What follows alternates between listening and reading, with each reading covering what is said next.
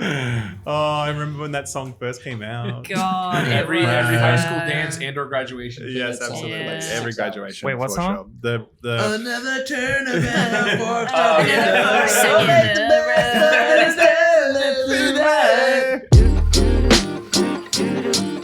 Hello and welcome to Friends Per Second, the podcast. It's episode 30. We made it. Yeah. I am Dirty Friend. 30s. This is Per. That's Second. That's podcast. And that's Tamor Hussein from Gamespot. Yay! The Friends Per Yes. Second The Goblin. gaming goblin. That's right. Gameling. Thanks for coming out of the I'm dungeon. out. They let me out again. I imagine myself like the hand in Evil Dead. Yeah. You know, and they keep him in I the thought you were going basement. to say the hand from the Addams Family. No. That's Yeah, right. yeah. That's, do that's some- a cool do some- hand. I think tricks. you're Yeah. both. Yeah, both of The them. visual of one, but the behavior of the other. Yeah, exactly. Yeah. That's what I like. We're all together in person because we're playing some games behind the scenes. We got a lot of stuff to talk about, and we just all wanted to see each other. Yeah. And it's nice. Yeah. It's It good is. to see It's you. good. LA, man. It's The tacos are good. I'm not gonna lie. I don't love LA. Not my favorite place, but there's cool people here. You know, get to hang out. It's good. I mean, I'd like to go to San Fran at some point. Come up. You're welcome. Yeah. Take Is you- it up? Is it? I always thought it was It is down. up. Okay. It's Yeah. up. That's where they invent the games. Yeah. Yeah, that's Yeah. That's what actually I've heard. true. All But there are games are some invented. studios in LA, right? There's Yeah. like Santa Dyson. Monica. There's a few. Santa Monica, of course. That's Yeah. true. I think the reason Naughty why Dog. you don't like LA, Ralph, Because I'm always just in downtown and I Dude, never yeah. go anywhere else. you only know this 2 mile I'm block like, radius. Crypto Arena sucks, man. LA blows. I'm out of here. You know? Dude, LA is just 4 hotels right next to each other. What the heck? If you gave me like 3 or 4 days, I could show you great You're probably places to right. eat, He good can places to show go check you out. the world. Yeah. As It's long a as very you physical have podcast Yeah. this week, by the way. Yeah. No, I actually would like to do that at some point because I've been to LA, I think maybe 15 times now, and I don't believe I've ever left this area. Actually, one time I went to Santa Monica. That is it. That is Yeah. as And one far time as you went I've to gone. Gerard's office. The one time. John Twice? Jobs, of course. Yeah. Yes. Yeah, but again, that was just going to a building. Yeah. It was that we had In and Out. Like we Sure. didn't get to We go. had In and Out. In and Out's good, by the way. Yeah. I rate it. Be But careful. you didn't get People to have wild Coco with that. Ichiban. Yeah, Yeah. I do get angry. Yeah. Coco They're wrong. Ichiban, Coco yeah. Ichiban as Yeah, well. but he wasn't yeah. there for that. He went to the No, Oh, Missed that's out, missed right. out. That's right. You got to get that curry before you go. Yeah, man. Mhm. Yeah.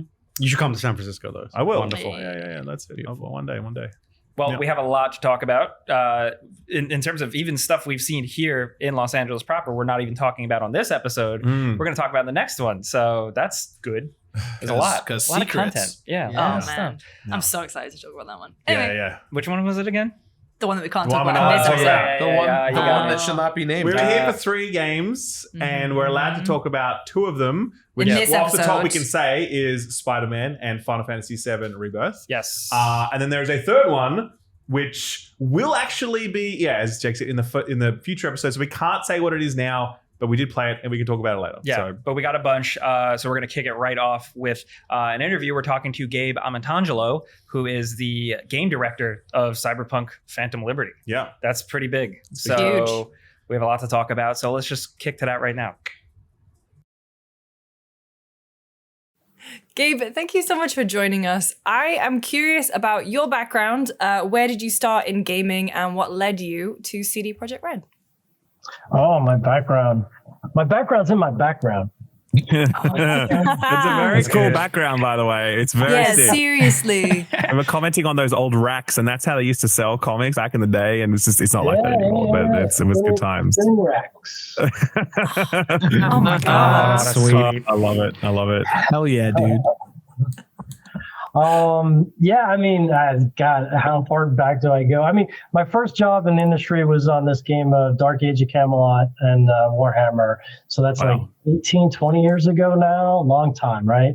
And I mean, what got me into it was playing, like, I would say these are like my biggest influences games up here. I put up here Ultima 4, because it was like the first one that came out that was like, what if RPGs weren't just about killing monsters? What if there was something else to it? What if there was moral choice in it? And this one like affected me as a 10-year-old. I was like, whoa, mind expanded. I'm into this. I like this. And this one, Starflight 2 Exploration. It was the first one that just like captured the imagination of like, it was just a big universe to explore. Diplomacy with aliens, finding planets, and like getting resources, putting your crew together, that kind of stuff. But yeah, so I mean, I apologize. It just happens to be because of my background. So That's cool. That's why I got into that there. But yeah, so about 20 years ago in game development, BioWare EA for the vast majority of time, set up a company in between, as well as work with CCP and freelance with a couple of others for a while. And then CD Projekt Red reached out and said, hey, what do you think about moving to Poland? And then I asked my partner, and she was like, that sounds great, right in the middle of Europe, and we can travel. It'll be awesome. And then we moved January 2020. Oh no! I was going to say travel with all your free time that you'll have while working in game dev, and then obviously just compounded by pandemic hits. That's great timing. Indeed. Well, yeah. So that's the quick version there. So question, why do you think CD Projekt Red might have tapped you on the shoulder? I mean, it's not just like they were scrolling through LinkedIn and they're like, oh, that's an interesting name. I'll call this guy. Like, how did that connection happen? Well, maybe it was an interesting name too, right? Yeah, it is. I mean, it is. I like it. It's good. Thank you.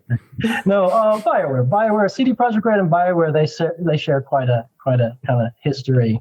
And there's a lot of people that know each other back and forth, recommendations, that kind of stuff. Yeah.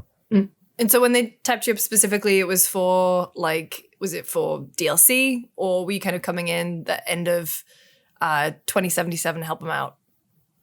Well, so it was at first, and I can only say so much, but it was at first for another project, another big project.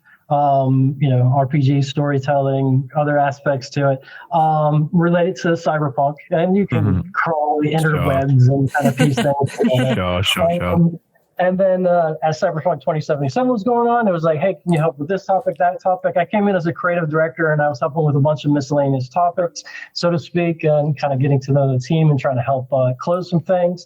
And then, shortly after launch, they sat me down and they're like, what do you think about taking over? And I'm like, well, thank you. And I definitely am interested in this. But I'm going to need support for sure if we're going to turn this around. And I want to know a bit about the commitment for turning around. And it's like, we want to turn this around. We want to do whatever it takes. And yes, you'll get the support you need. And of course, I'm abbreviating the conversation, and I'm like, let's do this. Let's do it. Right. Here we are. So they asked you to come on board before launch, and then they appointed you to this essentially head of the franchise, creative director of all of Cyberpunk after launch, with the remit to basically fix it, right?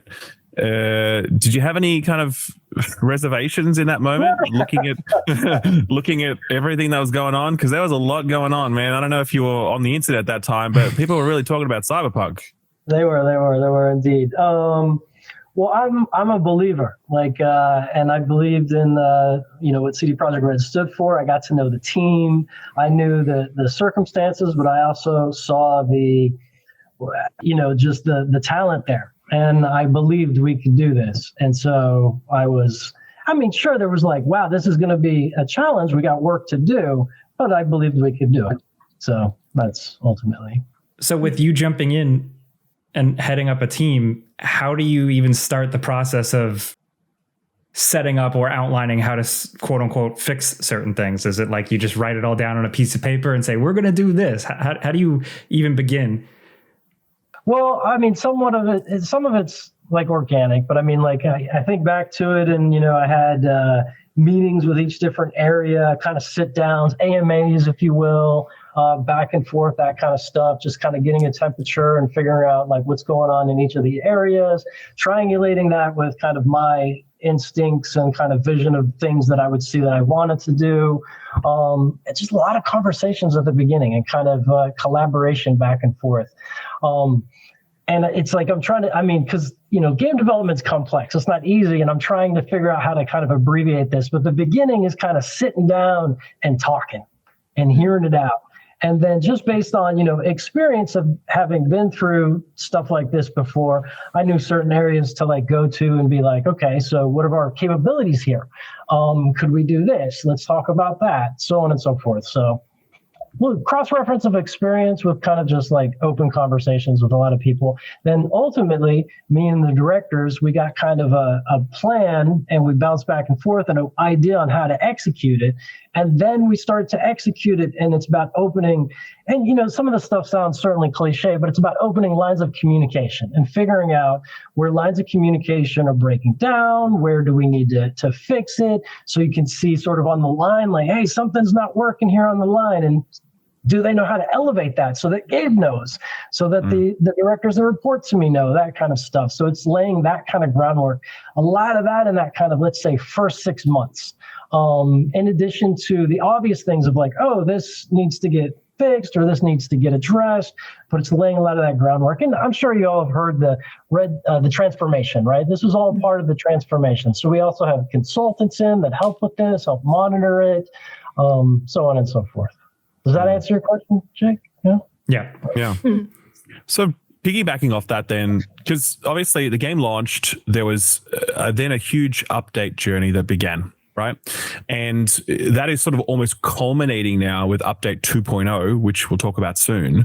But what would you say are the major changes? Because I think there's been a lot, right? And I just want to, not even I'm fully across it, but what have been the major changes that have occurred to the game prior to update 2.0 that have improved it? Like, what are the major buckets that we're talking about here? Well, we did a lot of kind of foundational work that we were able to capitalize on and grow in 2.0. But I would say the spirit of the changes certainly was like, streaming assets and stability things, at a foundational level. And then on a kind of design game level, it was making the world feel more alive. Like, and the foundational, we laid a lot of groundwork for that. Like in 1.5, you saw that we had some more stuff with like how the crowds work, some living city type things. And then of course in 2.0, you can see that grow with obviously the AI improvements, the police system, a lot of the dynamic events that happen in the world. So it was kind of like, none of those updates were isolated, right? It was all like we had this kind of more or less this like long-term plan of a thing we wanted to get to, and these were the beats along the way. But it was to capitalize on the kind of all the potential that lived in the world. And to me, like a very important thing in open world RPGs is when you've got these stories that are well crafted, part of getting into the story is being able to get immersed into the world. Like it all kind of complements each other, right? And so that was a big focus, was just the believability. Believability was like a key word in sort of the all the iterations and the focus. I was like, make this believable. Believability. Is this how things would react? Is this expectations, right? Like when you think about the dark future, Night City, what are some of the expectations of, if I do this action, what's the reaction, right? So believability. So you get that immersion. So you don't have those moments that kind of take you out, which then compromises you being able to fully experience the story and the characters. And so that was the kind of the spirit of, I would say, pretty much everything we did. From the abilities of being like, okay, what is like my expectation when I come to this on how I would play? Like if I had cyberware, what's some of my expectations? What's that? And if that gets interrupted, subconsciously, it affects your believability in your conversations with Pan Am. Like, and it's like, it's one of those things, that subtext that you just kind of like, over time, you see those things get disconnected and you try to bring it all together. I'm just kind of rambling now and talking about. No, that's perfect. Exactly. Yeah. That's exactly what totally. Really appreciate that. So Gabe, I am someone who's had only such limited time with Cyberpunk, but I was also one of those people that saw Edge Runners on Netflix and like lost my mind and got so into the game that it made me go back in and throw another 10 to 12 hours into it. Wow. What was it like for CD Projekt Red to see that kind of surge of engagement kind of sweep through all what you guys are working on, considering that, you had that launch and now you're here working on 2.0, then suddenly, boom, Netflix show. You guys kind of got the wind back in your sails, if you will. Well, as you can imagine, of course, the team was very happy about it. Yeah, it was exciting. It was great. It was a great morale boost. And it kind of validated what I think most of us believed in as we're working. I mentioned earlier, a believer, like like just kind of feel it. A lot of potential with this IP, more stuff to go with it. And it kind of validated that on just like the stories that there are to be told and and just how it resonates, from the colorful cyberpunk to the noir aspects and then the modernization of it all. Like there's just so much fun to be had. And so, yeah, it was certainly a morale boost, and it was exciting for sure. No doubt about it. And then we had fun with some Easter eggs and tie-ins and whatnot. Yeah. Yeah. Was it a surprise just how successful Edge Runners was? Were you like, did you actually see Edge Runners before it aired? Yeah. Oh, you did? Okay. Yeah. And was there people in the studio where they're like, oh, this is going to be massive? Or did it really knock you over just how much people took to that? Well, I knew all along. Of course. No, I mean, several of the writers at the company worked on it. I saw some of the screenplays. I saw some of the early screenings, that kind of stuff. And certainly it was like some of the story elements, there were some of the story elements, even I remember in Cyberpunk 2077 that we wanted to get some of those story elements in, and some of it was captured there. Some aspects with like cyberware, for example, was captured there a bit better than some of the stories there. So for sure, like, I think we were all believers in the potential of those storylines, those themes, and then seeing it come to life. I think we were cautiously optimistic, I guess is the best way to put it. Like, there was obviously like, all the stuff that happened, but at the same time, like, yeah, this is really cool, and let's see what happens. And then when it happened, obviously we're like, yeah, we knew all along. Sure. So then you took that momentum into, seeing, a grander reveal of Phantom Liberty, Idris Elba being in it. I remember, so at Summer Game Fest this year, I took a Cyberpunk appointment. It was like a 90-minute hands-on, and we were just like, oh, it's just going to be Phantom Liberty. And then it felt like you guys really buried the lead because Pavel was literally like, oh, by the way, we've kind of overhauled a hell of a lot of the game. So can you talk about like the decision to going up to 2.0, what did you decide on what was going to be overhauled, what was not going to be overhauled, and what was the kind of approach to presenting it? Because were you wary about overpromising, or was it just more of a, this is a cool thing, we just want to talk about it, but we'll be cool about it? Yeah. So, I mean, okay, let me unpack that. So that was a long question. I'm sorry. No worries. So, so as we were approaching Phantom Liberty, we were thinking of it as like a sequel, so to speak, as in like, if we were to do, Cyberpunk 2077 from the ground up, how would we want players to experience? Obviously, it's a different story and some different themes in Dogtown, but how do we want them to experience the world and the story and the gigs versus main quest versus interaction in the world? And we took a look at that. And we saw, there were some gaps in like the foundational elements in the game. And then we're like, okay, well, we want to fill those gaps. And that fills it for the game as a whole, because Phantom Liberty takes place in the midst of Cyberpunk 2077 story, right? And so, yeah, I mean, that fueled some of the 2.0 to answer your question there. In addition to like kind of how I was answering before, just wanting to make sure we round out all the immersive stuff and make sure there's those gaps. The believability is maintained with the expectations and whatnot. And then, of course, just filling in like potential, right? Like anything that we saw that it was like, oh, this is unique to Night City or the IP, and filling in potential. So that was kind of the philosophy behind the things that fueled 2.0. And I mean, I've said this in past interviews, but I can reiterate it. It's like when you come to the game and you're thinking about the dark future, what are the ways that you would play as a cyberpunk? And so it's like that was a big part of like, we're like, okay, well, you can't necessarily like, really feel strong enough with your gorilla arm. So let's get some more actions in with that, right? You can't block bullets with your blade. You can't like bring out like the trailer moments of bringing out your katana blade on the bike, right? Like, it's like, these are the things that, you get excited about when you see the trailers, or just even when you don't see the trailers, when you just think about the genre. And so all of this fueled kind of the sort of the boxes to tick for 2.0 as well. Does that answer your question? Yeah, for sure. Okay. Yeah. Well, I mean, kind of related to that then. So there's quite a bit in 2.0. There's improvements to AI. There's a new police system. There's vehicle combat. There's a complete reworking of the perk system. There's probably some other stuff that I'm missing, right? So there's a lot. My question to you is, do you feel as though all of these improvements make Cyberpunk the game that was initially promised in those early, in the reveal, in the preview cycles and whatever else? Or do you feel as though there is still a gap between what Cyberpunk was meant to be and what it now is with 2.0?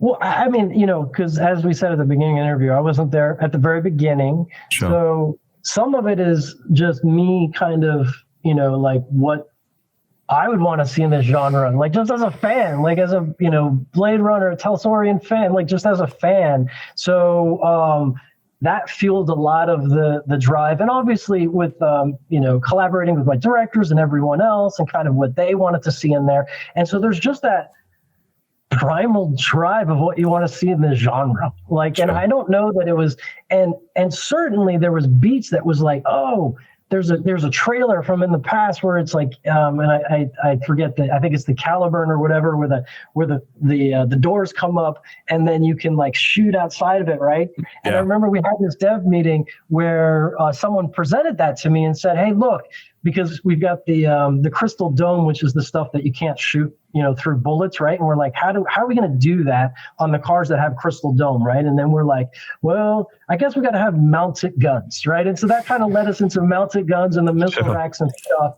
But then on the Caliburn, that's kind of a luxury car, right? It was like, well, like it having mounted guns, like maybe we do the nozzles in the front, and we did that on one of the versions, but we were just like, the door up like in the trailer. Yes. Right. Mm-hmm. And so it was like, was that a promise? In some ways you consider what you can say it was a promise, but in some ways, I don't know that it was necessarily said in Cyberpunk 2077, this is a sure, feature. Sure. It's all to interpretation, but at any rate, it's just the fun, the inspiration, the excitement, the fantasy of that. And that's what drove us being like, and when they presented it, I'm like, yes, let's do this. Let's figure out how we can do this. And you can do that now. And I can't wait until I see some individuals, because it's not like, much like you could imagine in real life, if you're trying to fishtail, bring up the sides of your doors and then precision shot someone, that's kind of difficult to pull off. So it will be somewhat difficult to pull off, but you can, and that's what's really cool, right? Because you can do free aim while you're doing it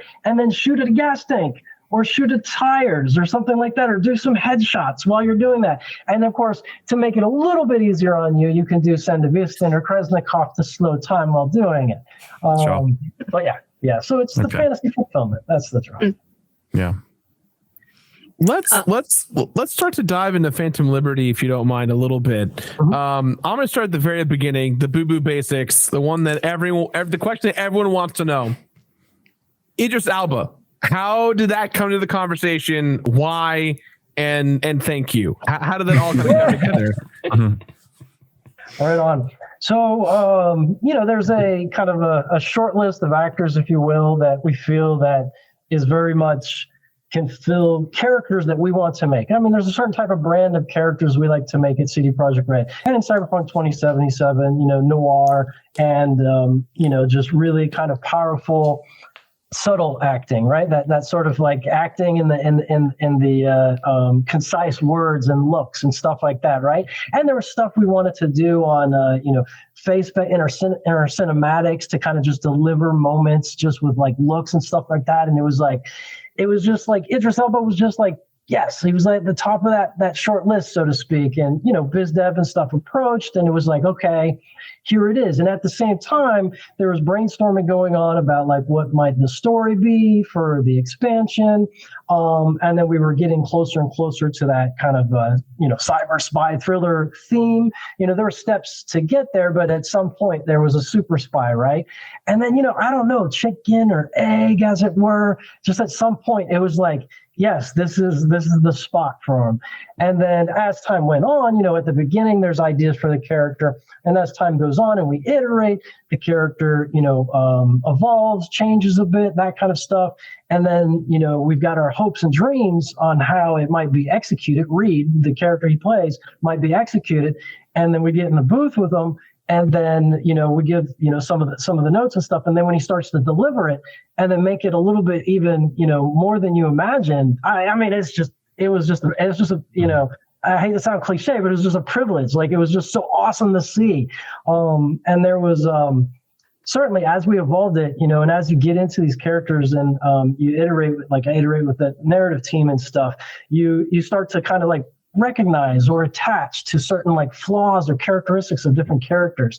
And then you have these ideas in your mind. And then when an actor as powerful as Idris like brings it to life, I mean, it tugs at them heartstrings. And, again, no spoilers, spoiler free, right? Sure. Right? Spoiler free. But yeah, there's moments, and I can't wait for players to experience it. There's certainly moments there that it's like, wow, it is a yeah. Yeah. So you're actually doing you were there when he was doing the lines and was he doing mocap?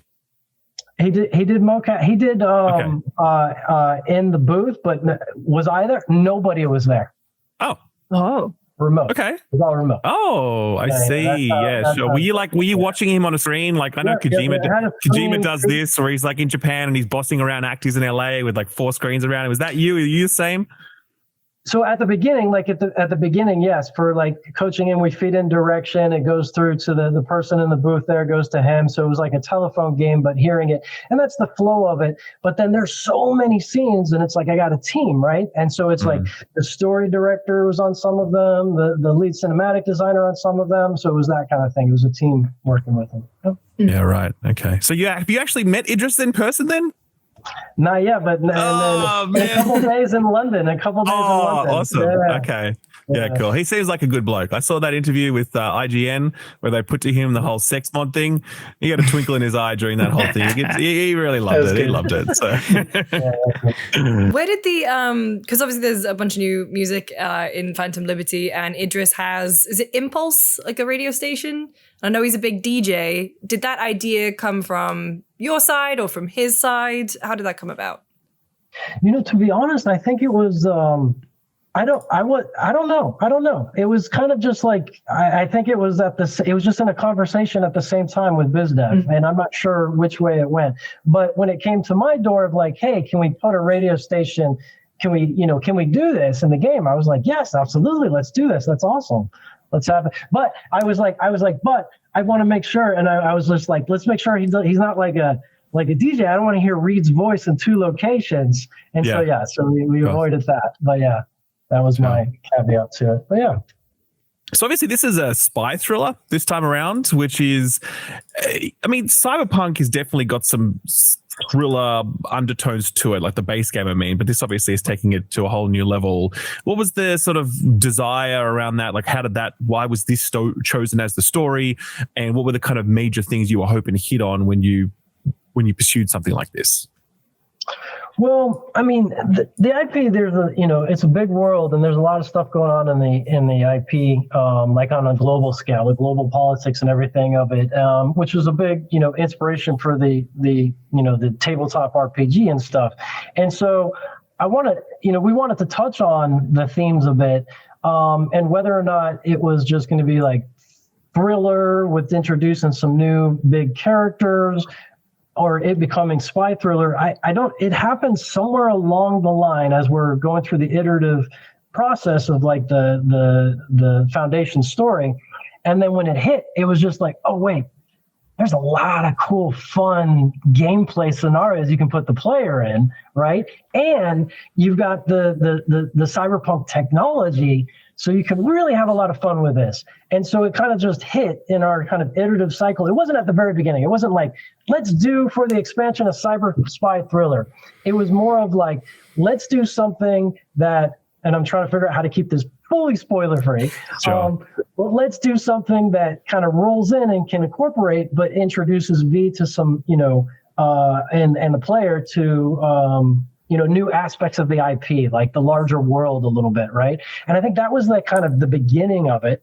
And then it was like, okay, because, you want to be a legend, right? This is not spoiling anything, but it's like, you're a merc, right? Like, and it's like, and so it's like big players, right? And so we were thinking along big players route, big IP, And then it kind of somewhere along the line, it just clicked of like, whoa, cyberpunk technology, thriller, and then it just started rolling. It just started rolling like, oh, we can put them in this situation, and this situation. And you can think of all the, and we can do it, some of the stuff might be trope for the genre, for the spy genre, but we can do it with our flavor, and we can put it with this kind of character dynamic, right? And so it just started flowing, and it was like, yeah, I think we got something there. Let's go with it. That's kind of how. I mean, the one moment that, at least in what I've played so far, that really stuck out in terms of like nailing that genre is the party sequence. Again, try not to spoil too much because it's really cool, but like, I just really enjoyed like the fact that it's one of those missions where you take your time to set it up, and like there's key kind of Bond influences in there. Can you talk a little bit about how that mission came together and how you balance, the slow kind of, the anticipation of the approach and then the actual like event itself? Yeah. And again, I'm trying to figure out how to do it without spoiling, but certainly you mentioned Bond, and that was what I was saying. I was like, listen, like, remember, because, the times when like Bond just suddenly, like, you're in the middle of this, like, you got the, shoot, I was about to say some words that might spoil some things. But I know what you're about to say.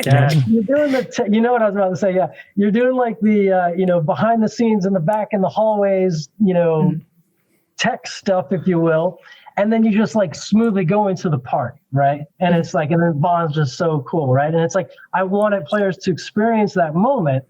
And of course, if they were like a bit brash about it, of course, Reed is your mentor, you're in training, your agent in training. So there's some commentary, some coaching. So I wanted that feeling there because that's also part of the story arc and everything with Reed, right? So it's like, I wanted that aspect of it. And then we were like, shoot, this is so difficult to spoil to talk about without You're doing spoiling. great. You're doing great. I'm so sorry. Because there's certain beats, as you said, that happen there. And then it was all like, okay, these are all the different things we want to happen, but let's back these up so that we can leave some room and time for that. And then when we're like, okay, we want some more stuff because I'm not sure everything you found, because there's a lot of, let's say, Easter eggs in there to find. Yes. And so we're like, in the quest designers and stuff, they just went to town and they were coming up with all this really inspired stuff of different activities and things you can do in the party and these like moments that just evoke that feeling. And so because we had all that, it gave us room for the pacing to hit with that bam when shoot, is that too much of a spoiler? But no. To hit with that when the stuff happens. Yeah. And then of course we've got this major production that happens in there that kind of puts it as an offset, and then another thing, and then another thing, and then another. It's so difficult without spoiling, but yes, the party, it's a thing. It's really cool. It also, like, I know you worked at BioWare, but like having the ball in Dragon Age Inquisition, like it is the moment that people remember. So I was kind of, it is. I always love it in a game where you have like that moment and you kind of just get like a little bit of time to, I don't know, like explore the world and hear more stories in it. And also one of my favorite things about Cyberpunk is the names of all your quests, named after songs, and there are some very good ones in the DLC that I won't spoil. But Are they 9 Inch Nails songs, Lucy? They are, aren't they? No, not that I've found so far, but no, they are very good. Yeah, but yeah, no, I mean, and what you mentioned there, just taking a beat to kind of get into the characters. We try to do that a few times, and that's certainly one of them. But there's also all the Bond inspired aspects of it too. But taking beats, and there's a few other moments hopefully experienced in the expansion where it's like you take a beat from the fast action, and sometimes it's out of necessity, but other times it is out of your option to kind of really explore and dive in and get to know some of the other characters more. Yeah, that's definitely what we like to do. I was going to say, in terms of other characters, obviously Solomon Reed is, he's the main guy. It's Idris Elba, but I've been really enjoying, like, I didn't expect to spend so much time learning about Alex, for example, or Songbird, or even Myers. And so, I mean, what's it like, bringing more characters to the plate, but also kind of keeping it, keeping it within a limit. So it's not, spilling out too much and kind of keeping the story focused. Yeah. Well, what's your question? Like, where's that line at? Where's the line? But also, I mean, like, how do you decide if you're looking at the spy genre or the thriller genre? Like, are there particular roles that you want these characters to play, or do you want them to have a little bit more shades of gray? Well, certainly gray. Everything's gray. Like, life, it's gray. Nothing's black and white, right? There's always something to dive in a little bit and just ask another question about, oh, you think that's all black or that's all white? What about this, right? And that's the way we explore that and with the characters as well. As far as the cast of characters there, I mean, we wanted to have, because it's like a spy cell, for example, right? In the famous Robert Redford movie back in the day is like a big inspiration, right? But at a certain point, it's like too many characters, right? Like, and so it's like, what's the right amount for getting to know them in depth? And that just comes with iteration on paper, a lot of it actually. And then maybe some more with the like, oh, maybe we got one too many characters, or maybe one of the characters we haven't get into enough, and then we add some scenes. And in fact, that did happen. Like we added a couple scenes, for example, with Alex, and you get to know Alex, because as we did one of the playthroughs, we're like, oh, we want the players to get to know a bit more about Alex. And so there's a few of those scenes that we weaved into the story there, at these moments you can have these beats with her. Yeah.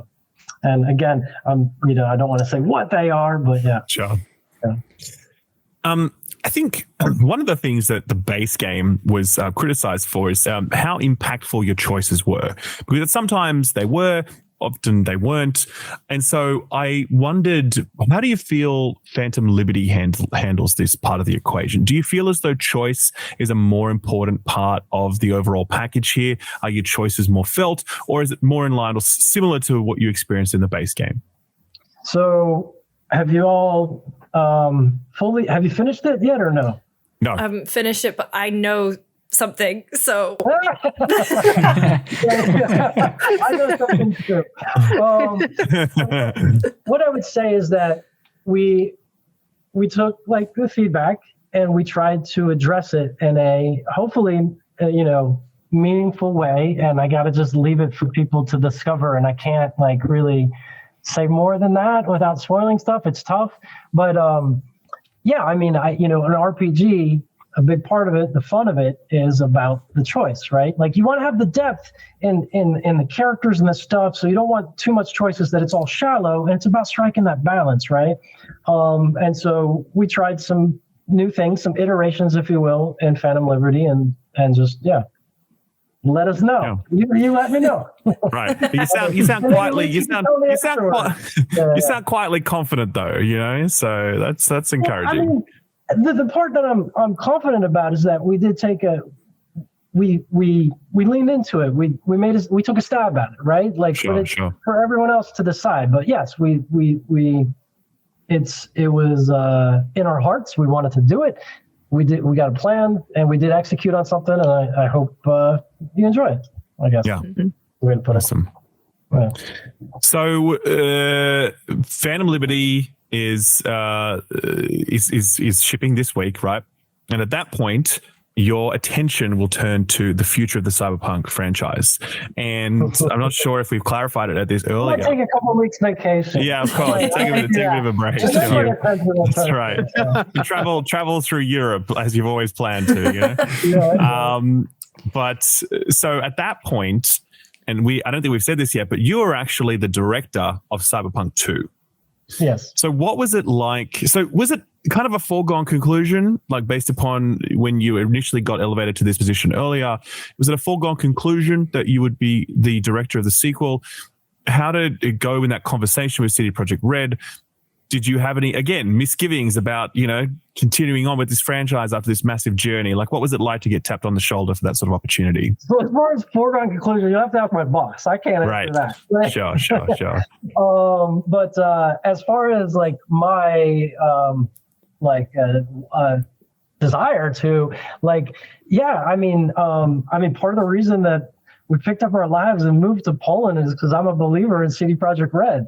Like, there's not many companies that do these kind of things out there anymore, right? And it's like open world RPGs, story driven, make you think about relationships, about the world, make you cry. Like, these are the things I like to do.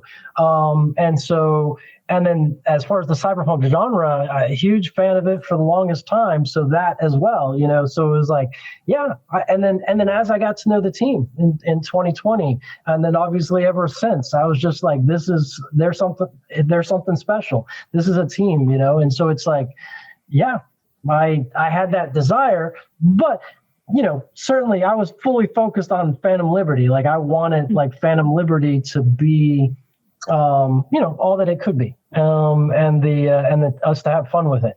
But I don't know when it happened exactly. It was somewhere in between. It wasn't just like at the end, like, oh, by the way, Gabe, there was some conversations along the way, and then it was like, and then obviously, I think it was at the non E3 where some individuals started to ask me, and then it got out there. But You're right. Yeah.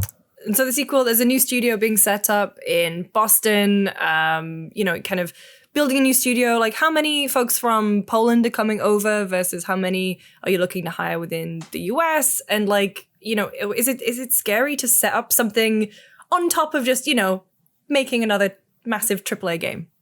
In a new engine as well. Yeah. Oh, yeah. Yeah. That's a hell of a thing. Like new studio, new engine, sequel to one of the biggest cinematic RPGs ever. That's got to be a bit scary, right? Yeah. Well, no, it's not scary. I mean, I guess it should be. I don't know. I don't get scared. I get excited. I guess I like challenges. And as far as like, most of the directors that report to me are coming out, and we're setting it up all together. So we got a good cast from CD Projekt Red going out there to start CD Projekt Red North America. It's like we want to do multiple big titles at a time, and being able to access the best talent around the world on both continents is just all part of growing the company, right? I mean, I don't know what else to say about it. It's exciting, and it's gonna be fun, and I feel confident in the team and us being able to do it. Will there be challenges? Yes, of course. Like every game I've ever worked on, and all my friends that are industry that worked on, there's always challenges. There's always unexpected things that happen, but that's just you kind of almost get used to it, and it's just part of like. It's just the industry. It's just what you got to do, right? Because because at the end of it, it's technology, right? Technology keeps changing. So the way you do things are changing, right? Like what's going on with AI? What are we going to do? That's going to change how things work. That's what I think every day. Right? Yeah. I actually was curious. Boston, right? That's an odd choice in game dev, right? I don't know. There's some game dev in Boston. Is there game dev in Boston? Used to be Irrational. Oh, right. Okay. But used to be. But like, who's in Boston these days? Harmonix. Okay. Sure. And a couple indie studios. Okay. Right. Fair enough. And it's just a cool city. Yeah. Okay. I've never been. Nice. Well, yeah. Except for Fallout, I guess. That's the only time I've been to Boston. So Sure, that counts. That counts. Absolutely. PAX was back in the day, PAX East. That brought me All out. right. Yeah. So, but my question is, why was Boston selected? Was there any? Do you have any insight into that? Austin's awesome, by the way. Well, okay, here's my insight. So at first it was like, hey, Gabe, we want to set up a North America studio. And I was like, oh, okay, yeah, this, earlier conversations, this sounds great. And it was like, okay, we're going to decide a location. And I'm like, all right, well, because I lived in Texas before, Los Angeles. Now I knew Los Angeles was definitely out of the question. Like West Coast was out of the question because we wanted East Coast for the time, because certainly, a global studio, we're going to be, there's going to be on Cyberpunk 2, there's going to be plenty of people in Poland working on it, Spain, that kind of stuff. The main hub certainly will be Boston and vice versa, right? We're going to, share resources as needed in development. So East Coast was like, okay, it's got to be East Coast. And so taking a look at spots on the East Coast, and honestly, I was like, oh, I guess it's going to be North Carolina. And just to be honest, that's what I was thinking it was going to be. And then they were like, hey, what do you think about Boston? I was like, Boston?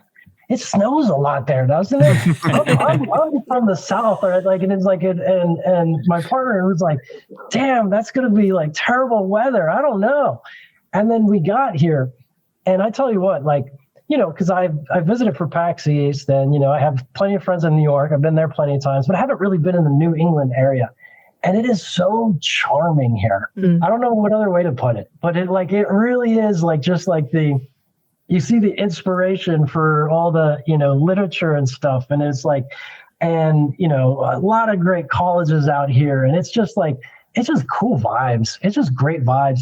And I do think, and I don't know this for sure, but it does feel more European than the rest of the U.S. It feels right? like it has, sorry, Americans, it feels like it has history because those buildings are old. I agree. No, yeah. I mean, it's where things kind of started. Yeah. Yeah, sure. That makes sense.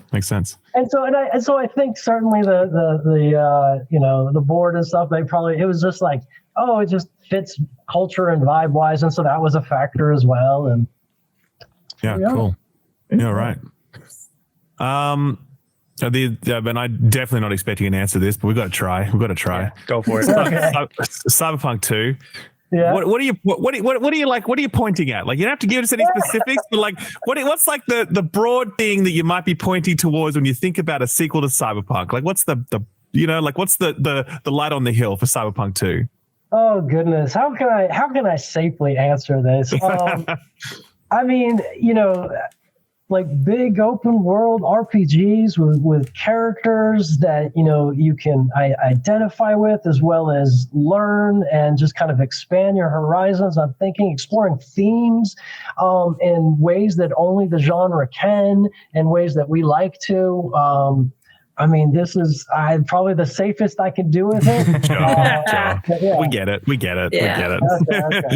It's yes, but I mean, I guess kind of wrapping up the conversation. I mean, Cyberpunk, this is the end of the Cyberpunk 2077 journey, for want of a better term, or at least for the first game, right? Because you had the launch, you had the updates, you had Edge Runner, you've got update 2.0, Phantom Liberty is about to ship. What would you say is going to be the legacy of Cyberpunk 1? How do you think it will be talked about in years to come? Hey, man, that's a tricky question, because it's not up to me to say, right? And I don't want to say this is what because it's the fans, it's everyone else, right? I guess I hope it's and I mentioned this before, but I hope it's certainly had fun, be able to get immersed in the world. But even no matter how it's talked about, my hope is that it just helps you kind of like think about topics and themes and relationships a little bit differently. Just open your mind a bit, because that's what, at least to me, good stories, whatever the medium. And then certainly there's certain unique ways you can approach it in a game to get you really immersed, and then maybe even open your perspective even more. And so this is my hope as people experience, is that they have fun. There's, they get immersed, and then they also get exposed to other, things, right? And but how it be talked about to be decided, knocking on wood that it was like, man, that was a cyberpunk, like the genre of fantasy. I was able to do what I wanted to do there and experience that world as I expected, for the, short of virtual reality, if you will. Sure. Awesome. Or no, we have VR, so maybe. Yeah, I was gonna say. Yeah, hang on. Short of a holodeck, right? Or yeah. What about brain dance? Short of a brain dance. That's right. There we go. Yeah. Awesome. Well, Gabe, thank you so much for joining us. Appreciate it. Thank you, Gabe. It was fun. Cheers, man. All right. Bye-bye. Bye. Guys, this video is brought to you by NordVPN, and we actually have a special offer that allows you to get some free months if you use our special offer code. Ralph, you're extremely online, right? Like you're so How dare you? Don't be so rude. Well, absolutely, please. Yes. Listen, because you're online so much, correct. you have to be safe. You have to have your privacy online. So NordVPN is, of course, a VPN. So for those of you that don't know, what this does is it changes your IP address, it hides your virtual location, it encrypts your connection, allowing you to increase your privacy online. So there are plenty of VPNs out there, but NordVPN is just really easy to use. You can set it up on multiple devices. It's essentially one click. You're good to go. I have it on my phone. I have it on my work machines. It's super zippy. It's easy to use. They even have lightweight browser extensions. And the best part for me personally is, because I'm like a freak, is that NordVPN has a no logs policy. So they don't collect your data. They don't sell it off or share it or anything like that. So that's a really good plus. Personally, I use VPN for, I don't know about you guys. You guys get stuff because you're in America. So you get all the stuff on the streaming services. But we get like a fraction of it. Like half the stuff is geo-blocked. So personally, I use VPNs for that. And in Australia, it just allows me to sort of trick my internet into thinking that I'm in America, which means I get access to everything that's on Netflix and Disney Plus and yada, yada, yada, which is nice. You see, I use that for the same reason because, we get everything in America, but don't get all the good British stuff. I want to watch, we've talked about this before. I watch Come Dine With Me. Is there any good British stuff, Lucy? Well, that's... Gogglebox, Bake Off. I want to get Bake Off early. I'm not waiting until, Friday when it's on Netflix over here. I want it on that Tuesday night primetime slot. Fair enough. That's why I use a VPN.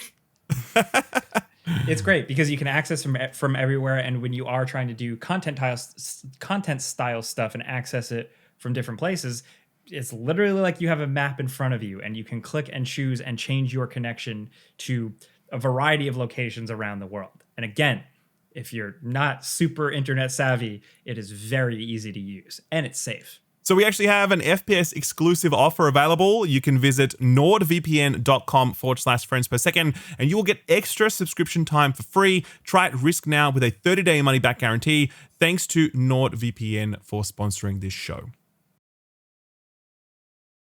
So, Ralph, how do you think that interview went? I think he provided some very insightful answers. This was recorded before that. Well, what? I had no idea. We have no idea. What? I can't believe that. I'm so confused now. Where am I? We are time travelers. So, We've all finished Phantom Liberty already. Yeah, we are actually recording this bit of the thing before we'd actually spoken to Gabe, so we have no idea how that interview went. Hopefully, we asked good questions. Fingies crossed. For the first time. I'm sure he gave good answers. So, Yeah. I'm sure. I believe in us. So, at this point, we can say that we've been playing Cyberpunk Yeah. for review because we have codes. Yeah. And the review embargo would be up already. Yeah. But I've only played a little bit of it. I've only so played an hour. I'm actually doing a fresh I do not have a playthrough. code. Okay, Same. right. You're doing a fresh playthrough? Yeah, cool. How are you doing a fresh play? Are you doing the whole... Danny, delete the whole thing. save data. Yeah. And then start over. Because, at this point, the game has had so many improvements, but also so many bug fixes. Because I played it back at the initial embargo review, when on PC, and this is The troubles. the deep shill up law where everyone's like, I'll never trust you again after your Cyberpunk review. You never even spoke about the bugs. Oh, because the PC version was all right? So again? Because the PC version was not as much of a disaster? No. But I have a 12-minute block in my review devoted to bugs and performance that basically say it's not in good shape, and if you can afford to wait, you should wait because it's in terrible shape. Yeah. But anyway, so the point of all this is to say that, then it was really balked back then. On PC, it was still playable and enjoyable, and I really enjoyed it. That's where I played. For sure. But on consoles, obviously, when we reviewed it, we weren't allowed to play it on console. And that was obviously very bad. CD Projekt Red specifically were trying to avoid us talking about the console port, and that happened. Yep. So it's been a big journey, and But they gave out codes for all they gave out platforms code for very early. consoles and PC, and they gave it very early. And so far, as I've been playing through it, it has been perfect in terms of bugs. I'm only a couple of hours in on a fresh playthrough, but so far it has been flawless basically. So I started playing it. I restarted playing it fairly recently to stream, and even then it felt solid. Yeah, there was none of the weird stuff that was Well, there they left at launch. last gen behind. Yeah. And true. a lot of the improvements that they said they were going to make were in effect, and it all felt like a good game then. So the new stuff is just cherry on top of that stuff. And actually, as well, when we were reviewing it just yesterday, we got a patch for DLSS 3.5. Oh, yes, baby. So that's actually another thing that I haven't even tested that yet, but I'm really keen to check out how that works. So, I was playing pre that patch, but we saw that patch in action at Gamescom. Holy Crispy. cannoli! yeah, yes. Is that a new thing you're trying out? Yeah, I'm just holy That was cannoli. You like that? That was good. That was for you. You're talking to my people. I'm like, hey, what? I'm Italian too, man. Where's my love? Come on now. Hey. Come on now. holy pasta. It looked Pasta la pizza. It looks unreal. Yeah. Well, because I booted actually it it's up. in Red Engine. Red Engine, not Unreal. Hey. Sorry. Sure, of course. I booted it up when they did the path tracing update, and in back then, it's still that was a few months ago, and it's just looked absolutely incredible. So yeah, Like I told you. I think you said it's one of the best looking open world games. I think it is the best looking open world game. I'm there now. Yeah, where once we saw that stuff, I was like, this is unbelievable. Yeah, you're about to go on really. Yeah, good. I mean, you pulled back. New TVs arriving on Oh, yeah. Saturday. Nice. Welcome to the Cool. OLED world. We're happy to have you. Amazing. It's 55 gonna be good. inches of LG, baby. And yeah, like I said, the Nvidia stuff makes me want to be a Degenerate. ray tracing pervert. Yeah. And I'm saying it again, John at Digital Foundry. We are going to let's get Digital Foundry on this podcast one should. day. Someone I reckon called they'll be out down for that little bit from last episode. and Yeah, they the ray tracing replied. pervert. it. Yeah. Are they? And they thought it was funny. So. Yeah, cool. Well, speaking of video game Perverts? technology, Oh, okay. No, please run that thought to a conclusion, Luce. Yeah, What else you got on that topic? Lucy, What else you got? what do we got? What do we got? Jake's hosting this one, not me. He's gonna deal with Lies of this. P. The P stands for perverts. Yeah. Ah, Let's start with that. Yeah, I would Lies love to P. hear your thoughts because I've not played it. I like neither it. have I. I like it a lot. I haven't played the Yeah. demos. So. Yeah, they played the demo, so yeah. I'm not a Souls pervert like Tam, but There we go. We're like, using the word pervert. it was, like you know it's what? It's a really good. It's a a good. Let's lot just. this Just Yeah. demonetized on YouTube. Yeah. now. Yeah, but I've been digging it. It's Yeah. really cool. I think it makes pretty good on the promise of that style, that like Victorian Belle Epoque like type of thing that I was like really wanting. The combat does feel a little better than the demo. I know some people had Yes. some issues with the demo.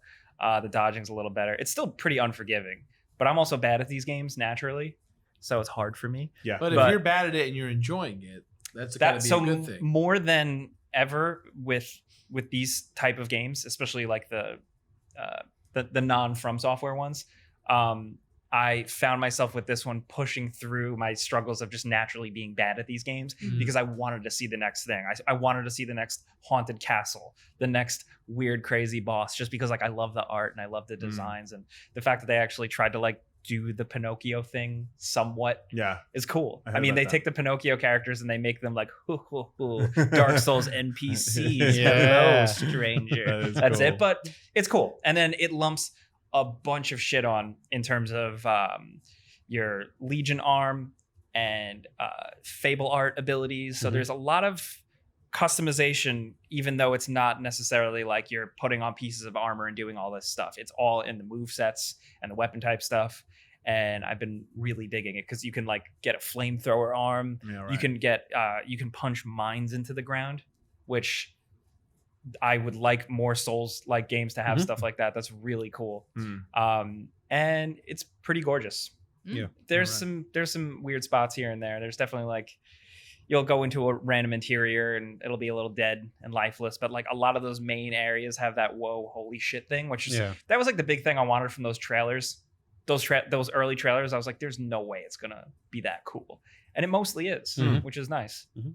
Yeah, I think like it's an interesting game because they're very much just doing Bloodborne. Like they're wearing their inspiration on their sleeves.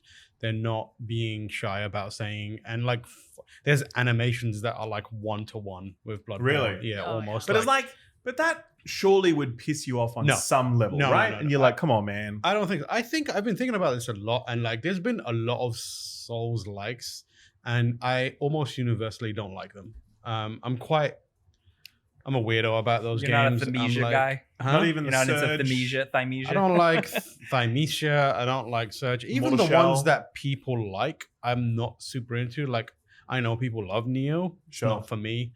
Like Wolong is fine. It's not for me.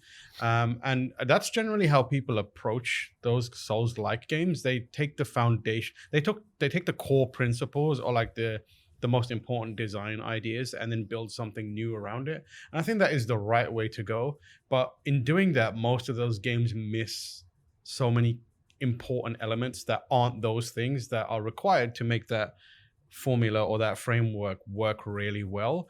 And so I feel like a lot of the big trap has been people trying to put their own new spin on that core idea in a lot of ways.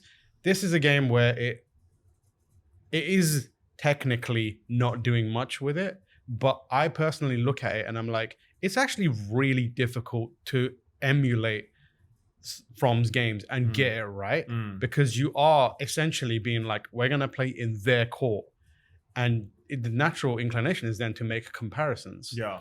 And when I do make the comparisons to Bloodborne, it's actually pretty favorable on Lies of P's side. Like it, by sticking so close to what they do, they kind of evoke it, but then they have enough on top of it to make it its own. Okay, so And they it- do have that kind of like, it's not just yes. you know, we have Bloodborne at home kind of thing. It's not definitely not Yeah, not that Bloodborne at feel. home. It doesn't have that. Like there are, it's the thing that I'm most impressed by is the mechanical stuff is something that with enough time and like most developers can get it right.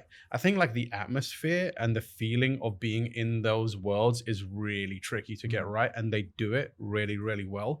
That whole like, you know, the puppets are rampaging and like turning against people as being a kind of stand-in for, you know, like the Bloodborne stuff where diseases like ravaged everyone. It works really well. But then from a gameplay side, they have looked at that framework and been like, let's use what they had as a foundation. What else can we take from other games and our own ideas and put it in this game? They've got a bunch of mechanics from Sekiro. Like they have the Yeah, I arm heard is about that. basically the you know, the Sekiro's arm. Sure. And the pacing is really, really well done. It has the kind of like attack back to recover your health thing Which I part of it. love. Yeah, which Love is that. good. And then they've got their own little twists on it. Like the weapon crafting and like upgrading and customization system is really, really cool. It's like every item is a blade portion and a handle portion, and they each have individual abilities that they bestow on you, and you can like take the blade of one and the handle of another, put it together and create something new. Sure. And it's like really, really interesting, and it's their own thing, and I think that's where they kind of distinguish themselves. And then they've just got like the Pinocchio stuff is really cool. Like it's I a heard the loading screen is Pinocchio's nose. yeah, it's Yeah. nose. It says And, now like, lying. now lying. I was like, And it's you're kind of cute. funny because lying is a part of I've heard the yeah. game. It Yeah. doesn't, as far as I can tell, I've not finished it, but it doesn't manifest in a very like exciting. It doesn't make the most of it. It's that it's, you know how in Bloodborne the umbilical cords is how you access the 3 endings. In this, it's like, are you lying a lot or not? The one interesting thing is, the more you lie, the way Pinocchio animates slightly changes. He becomes a Really? little more like human. Really? Because obviously all puppets are built and programmed so that they cannot lie, except for Pinocchio, who is the exception, who can lie. And as he do more lies, he Wow. feels a little more human in a lot of ways. That's really I don't think it manifests in it will get you one of 3 endings. Sure. But I don't know if they're drastically different. Does his nose grow throughout the game? Sadly not. He always looks like Timothy Dude, Chalamet. What if it like Throughout. grew That'd be and so then cool, used dude. it as a weapon? Yeah. That'd be awesome. That'd be It's Oh, like in, no, it's like no, in no. Bloodborne, Weird. where is it Bloodborne where if you put the right helmet on, like the triangular one, when you slide down the Oh, it goes. the ladder, it goes tong tong tong Yeah, tong tong tong. yeah, That's yeah. right. I forgot about that. Yeah. Well, like that guy from Slipknot. He used to have the Pinocchio The nose. big Oh, nose. yeah. But Yeah. he used to Yeah. wank it off. What I so- like though is Just to what it off? wait, excuse me, Jerk it off. One more time. He used to what? having a wank. He used to- This He did podcast use is to- now On 3/2 stage. I'm not British, so gonna we do the use the motion. word wank. Yeah, wank. It's Yeah, the he word. used to, That's like, it. wank off his nose. No, I actually, because I mean, I didn't get the chance to review it because I was here basically, and so Austin reviewed it for me. But I did read his review before, like the editing process, whatever. And yeah, he really loved it. He strongly recommended it, and he said like exactly what you guys are saying, which is that yeah, it's definitely very Bloodborne, 100%. And Yeah. it's not trying to shy away from that, but it's also not just doing that. It's doing some stuff on top. Yeah. And because of how hard it's working with those things on top, and because of how much it nails the fundamentals, you don't feel cynical towards this being like No. clearly Bloodborne, like Yeah, good 1.5. point. Because Yeah. otherwise, because my first look at this was, okay, that looks really nice and all, but I wonder if they're just doing that and we play it when we play it and we're like, come on, guys, you really didn't try and do it much with this, whatever. So it Yeah, seems I like mean, they like- didn't fall into that trap. Yeah. Yeah. And, you know, it's kind of special. People have been dying for another Bloodborne for ages. Yeah, or Of like course, a of course. remaster. And that, yeah. And like totally. they've come in and been like, we'll make it and we'll put our own thing. There's also like stuff in there that they don't do quite right. Like where I am, like you start off the game and you can upgrade through the Stargazer, which is their version of the bonfire or the lantern. And at a certain point, you stop being able to do that. Then you gotta go back to you the gotta Firelink Shrine to every the time. equivalent of the Hunter's Oh. Dream to speak to their equivalent of the doll. And it's just like, it would have been good if you could do that from everywhere, which is how it starts. But then they also have like really cool little touches that I love, like when you're out in the world and you're collecting, is it called ethos? Ergo. Ergo, which is their version of like blood dregs or whatever. When you have enough to upgrade, the counter changes color to tell you, hey, you can upgrade now, which is something in Bloodborne and Dark Souls they never do. But it's just like a nice little thing that is like, oh, you guys thought about it a little more than just like upgrade, move along. I'm especially, I mean, like I'm sure NeoWiz has made other games, but like for me, this is the first game I have actually paid attention to of theirs, and in my mind, it's a debut game from them in a lot of ways, and it's incredibly strong. Like it's so good.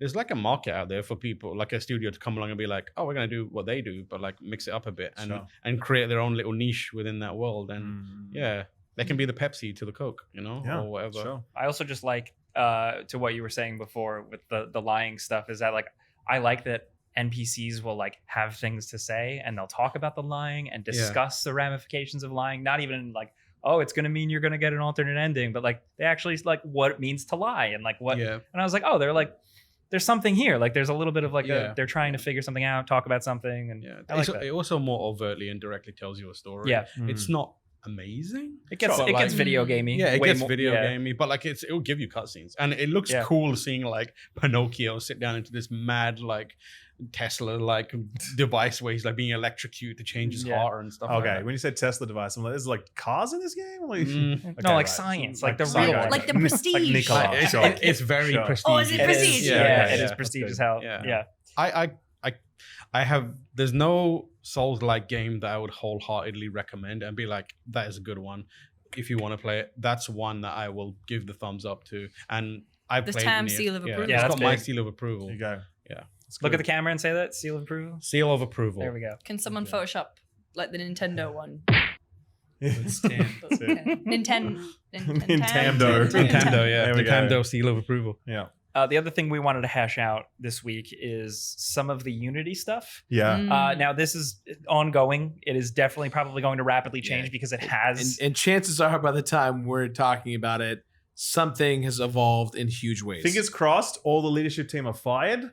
They've walked back the change, and everything's back to normal. Yeah. And every Unity gets to be a cool company that developers want to work with. Because right now, none of them want to make a Unity game ever again. So why are, because I'm not very like smart. So why are people upset? Essentially, they changed their monetization model for how they work with developers, how they utilize the tool set. Yes. Yeah, they essentially, as of January 1st of next year, are updating, I believe what they're calling it, like, it's like a real-time... Runtime. That's it. It's called runtime. And they're basically going to charge like the average of like a percentage of 20 to 40 cents, depending on the game and sales and all that numbers, based on everyone who installs the game on every platform.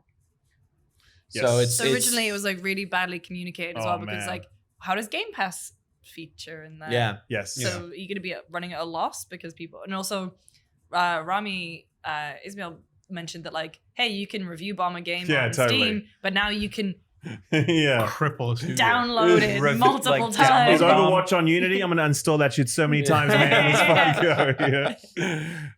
No, it was crazy. Like it's really insane. And as someone who only understands a portion of this world, just reading at the developers and their reactions to it, the explanation, like how this affects them, like charity bundles, for example, where developers give away their game to charity bundles, and they'll give away hundreds of thousands of copies of games to raise money for Ukraine or whatever. Those developers will now be on the hook for $200,000 or $300,000 based upon previous, like for example, if they were to do the same thing this time, then they would have to pay like $200,000 or $300,000 for participating in a charity bundle. Worse, it's actually retroactive in a way, which is that if your game is already in market, anyone from when this policy kicks in, anyone who installs your game after X date, you have to start paying for that, right? And so it's kind of like, well, that's not the business model that those games were developed on. They had there was a different deal in place when they used your engine to make that game. And now it's like, reminds me of that fucking Simpsons episode when Homer has the elephant and he's trying to overcharge Wheelhouse's dad. He's like, that was under our old pricing model kind of thing. You know what I mean? They had a GitHub page where it was a running log of the changes made to their TOS, their terms of service. And they deleted it so that people couldn't go back. But this guy actually, and I forget his name, but he was the CEO. John Riccatello. Riccatello. Yeah, the legend. He was a former, he was the former CEO of EA. And there's this very, very famous clip of him talking about the fact that when you are playing Battlefield, Oh boy, here we and go. you are running low on bullets and you're like really deep into it, at that moment you are not price sensitive, which means that if they want to charge you for bullets, that's the best time you can Price charge. sensitive is reload. the worst term I've No. ever It's like heard. that's the best time to charge the player for bullets because they're not price sensitive at that point. They'll pay for them, right? And then he just basically starts talking about how like whatever. So that was the one quote. He's a mountain of No, bad his quotes. his other one was in 2009, I think it Yes. was, which was if you're not putting monetization in your games, you're fucking You're a idiot. fucking idiot. Yeah. No, he was responsible for EA at its worst when it came to monetization. Oh, online pass. Yeah, he was like Sure. he was. I mean, like I'm sure there's more than one cook in that horrifying kitchen, but like he was the head chef. Sure. So Yeah, like sure. like The other- it is unsurprising that he's up to that shit again.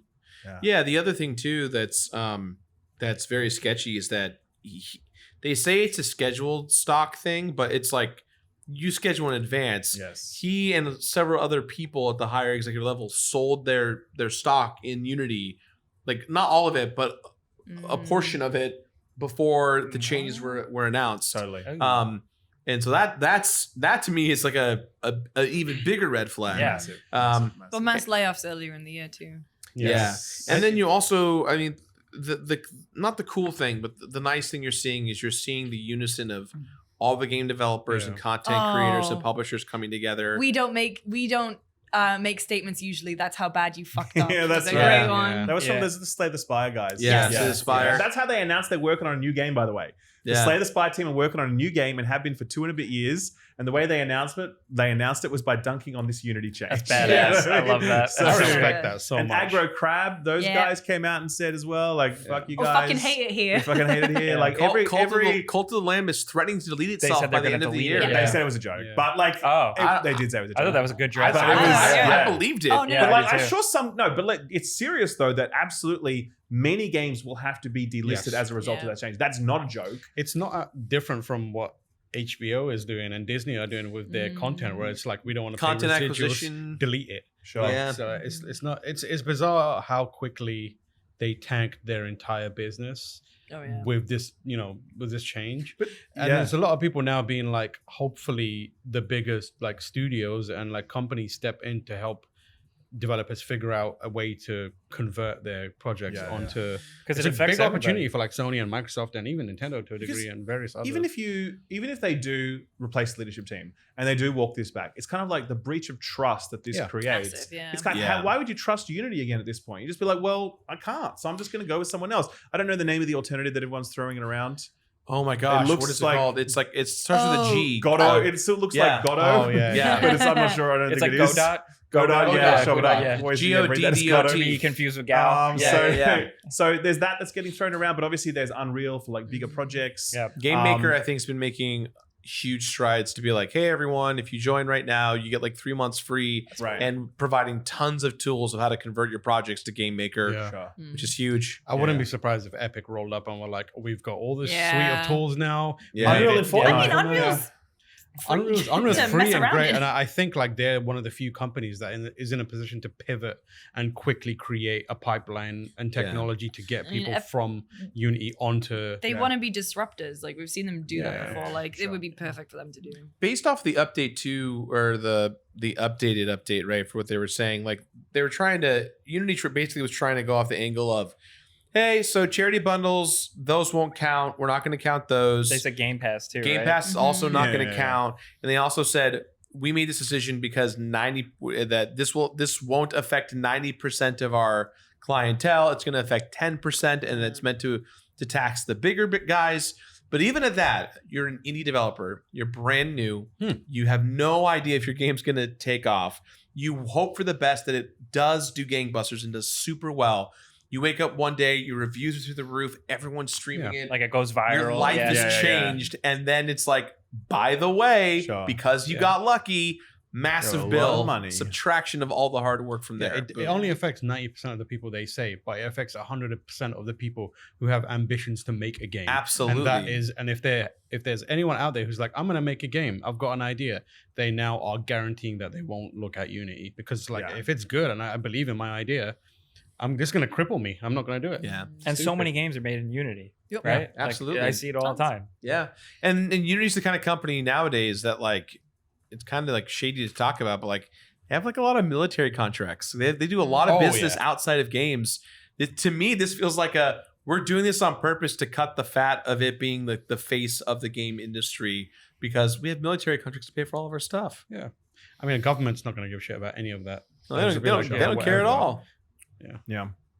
Well, Yep. that sucks. But also, you have a connection to it personally. Oh yeah, 3 of the games I'm producing are made in Unity, and the dev teams That's have been pretty bad. Oh yeah, yeah. The dev teams are freaking out, and but the thing is that everyone's talking. That's the nice thing is that everyone's communicating. I kind of foresee that in the future, as indie devs start communicating more, there is a world where you're going to see people go, "Hey, I'm leaving Unity, but I want to go to Unreal, or I want to go to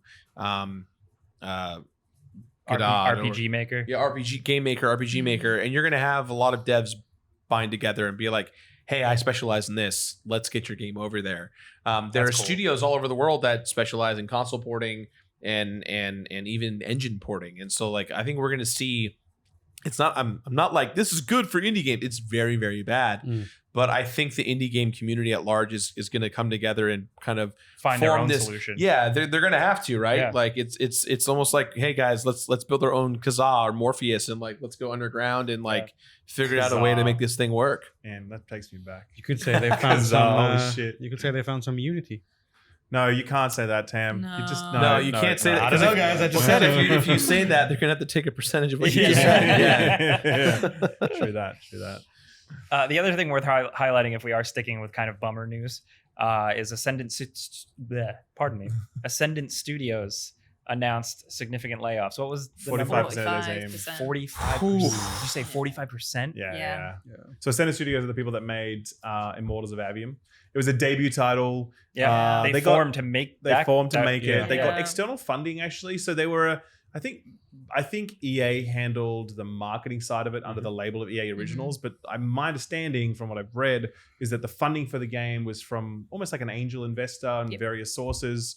And I mean, look, we had an entire podcast, not an entire podcast, but we had like the thumbnail of one of our podcasts is like, is there room for a 7 out of 10 game in 2023? Because Jake and I were like two of the few reviewers that actually kind of like this game. I Do you know mean, what I mean? Like, to my point, the disclosure here is that I hosted the Comic-Con panel, worked with the team closely to put that together, and it was just like, I haven't spoken about my experience with the game, but I was playing it before that, and I was like, I'm actually having a really fun time. Sure. Like, I've got no connection to them. I think it's a fun game. it's fine. It's like, that's the thing. I think a lot of people, when we were talking about this in the thing, where people were like, this game is utter trash, it's so shit, whatever else. It's like, it's really not. It's not particularly great. Like, I'm not going to come out here and say that like, oh, you must play Immortals of Avium, but it's like, it's fine. And it's like pretty polished. The PC performance was a bit of a bum, unfortunately. I love all different types of games and all levels of games, but I will always celebrate a game that is just like a bombastic, silly,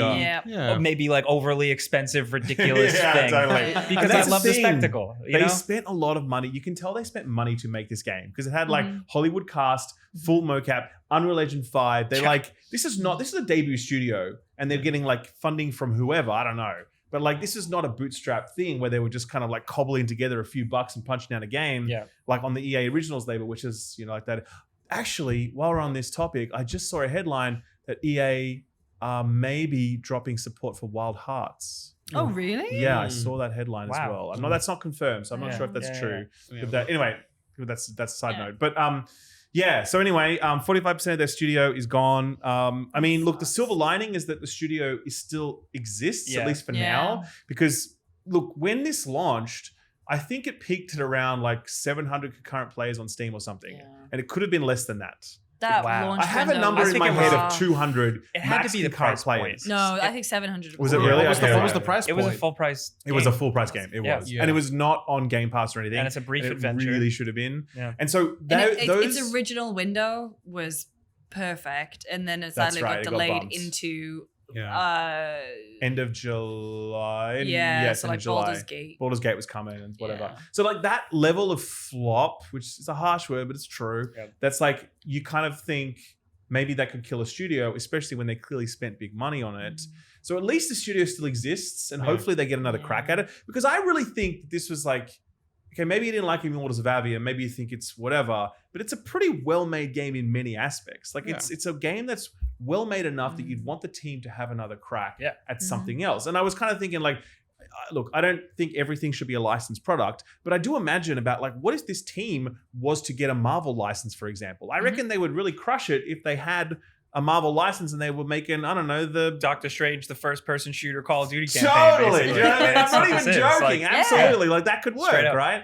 And so, and that would maybe de-risk it for them because you know they got a license they can lean on, and they've clearly got like those AAA chops where they can make something like that. There's a lot of people in that studio too, like who come from like Dead they're like Space, Call of vets. Duty, Totally, Telltale, yeah, yeah. exactly. So I'm glad that they still exist, but Yeah. it's sad, obviously. There's that also they're like most game projects after it's done and shipped, there is downsizing. Yeah, like for sure. People, Well, it's like, either that are or, brought or on. yeah, Yeah. either that or most of the team is contracts and those contracts are done. Yeah, The so game is it's done, not- but 45% It's significant yeah, here, that's, which that's, is you're tearing down some walls. I imagine like if I see a future in that studio, I imagine they scale down to do smaller projects. Like I could see them coming back with that ideas that they had in the like another game in the Avium universe that's more like a isometric A tactics MOBA. game or something like I that. mean, as well, the though, MOBA like, genre is so hot right now. If you think of the other version of never this too was late. the studio that did it was Marcus Lato's studio. Oh, yeah, Disintegration. Oh, the hovercraft Yeah, game. yeah, and yeah. it was very much, that passion project of the creative director, as Yeah. Immortals is, that they've wanted to do forever. But the difference was that was a bad game. Like that was a straight up bad game. It I really didn't was. really like So it, no. I think that the sad part of this is like people are always talking about wanting new ideas and also like that the kind of existence of a tier of production game between indie and AAA, and this feels like it's closer to AAA, but it's still that AAA values for sure. Yeah. The production is definitely AAA, like you said, but like in terms of like experimenting with ideas, it feels very much like AA. Yes. And I feel like in terms of execution, it's probably what most people who used to make those games or want to make those games want out of it, right? Like this is the game that when you're done, you're like, I made a AA game. This is a banger. This is a good AA game. And it's just unfortunate that it didn't really, I'm not saying people have to support it. Yeah. But like, I feel like there are factors at play within the industry that means that its failure is a result of beyond just the quality of the game itself. Yeah. Which is definitely. the sad part about it. I mean, I think as well, like it's such, because clearly there's some issues with quality of that game. Not quality in the sense that it's really buggy, quality in the overall package and whether or not people really find a lot in that. A lot of people just find not much. They found it vacuous or whatever. Fair enough, right? But I mean, the price point thing is, I think, a big issue because right now, like the way we talk about games and value and no one, It's nuanced. like $70 for that game. Like we might sit here and say, okay, I had a 12 hours of that game and I paid, like $10 an hour for that enjoyment. That's fine for me personally, right? But I think all of us at the same time would agree that like $70 for that game was not the right price point, like at all, Especially in a sea of a lot of other games at the same time too that are totally begging for your time if and money. you put that out of $40, I reckon it would change the narrative around this game. People would be more like, yeah, it's okay, sure, why not? $40. Put it on Game Pass, it would have had a shot. Like all the commercial stuff is so different now when it comes to AA titles, and this just reflected none of that. So it's kind of sad because it's also kind of cyclical because I remember games that came out like this. We all do. And then the next kind of evolutionary step to make them viable was make them multiplayer in them and make them like lifestyle games or service games. And it's sad that, like Ninja Theory.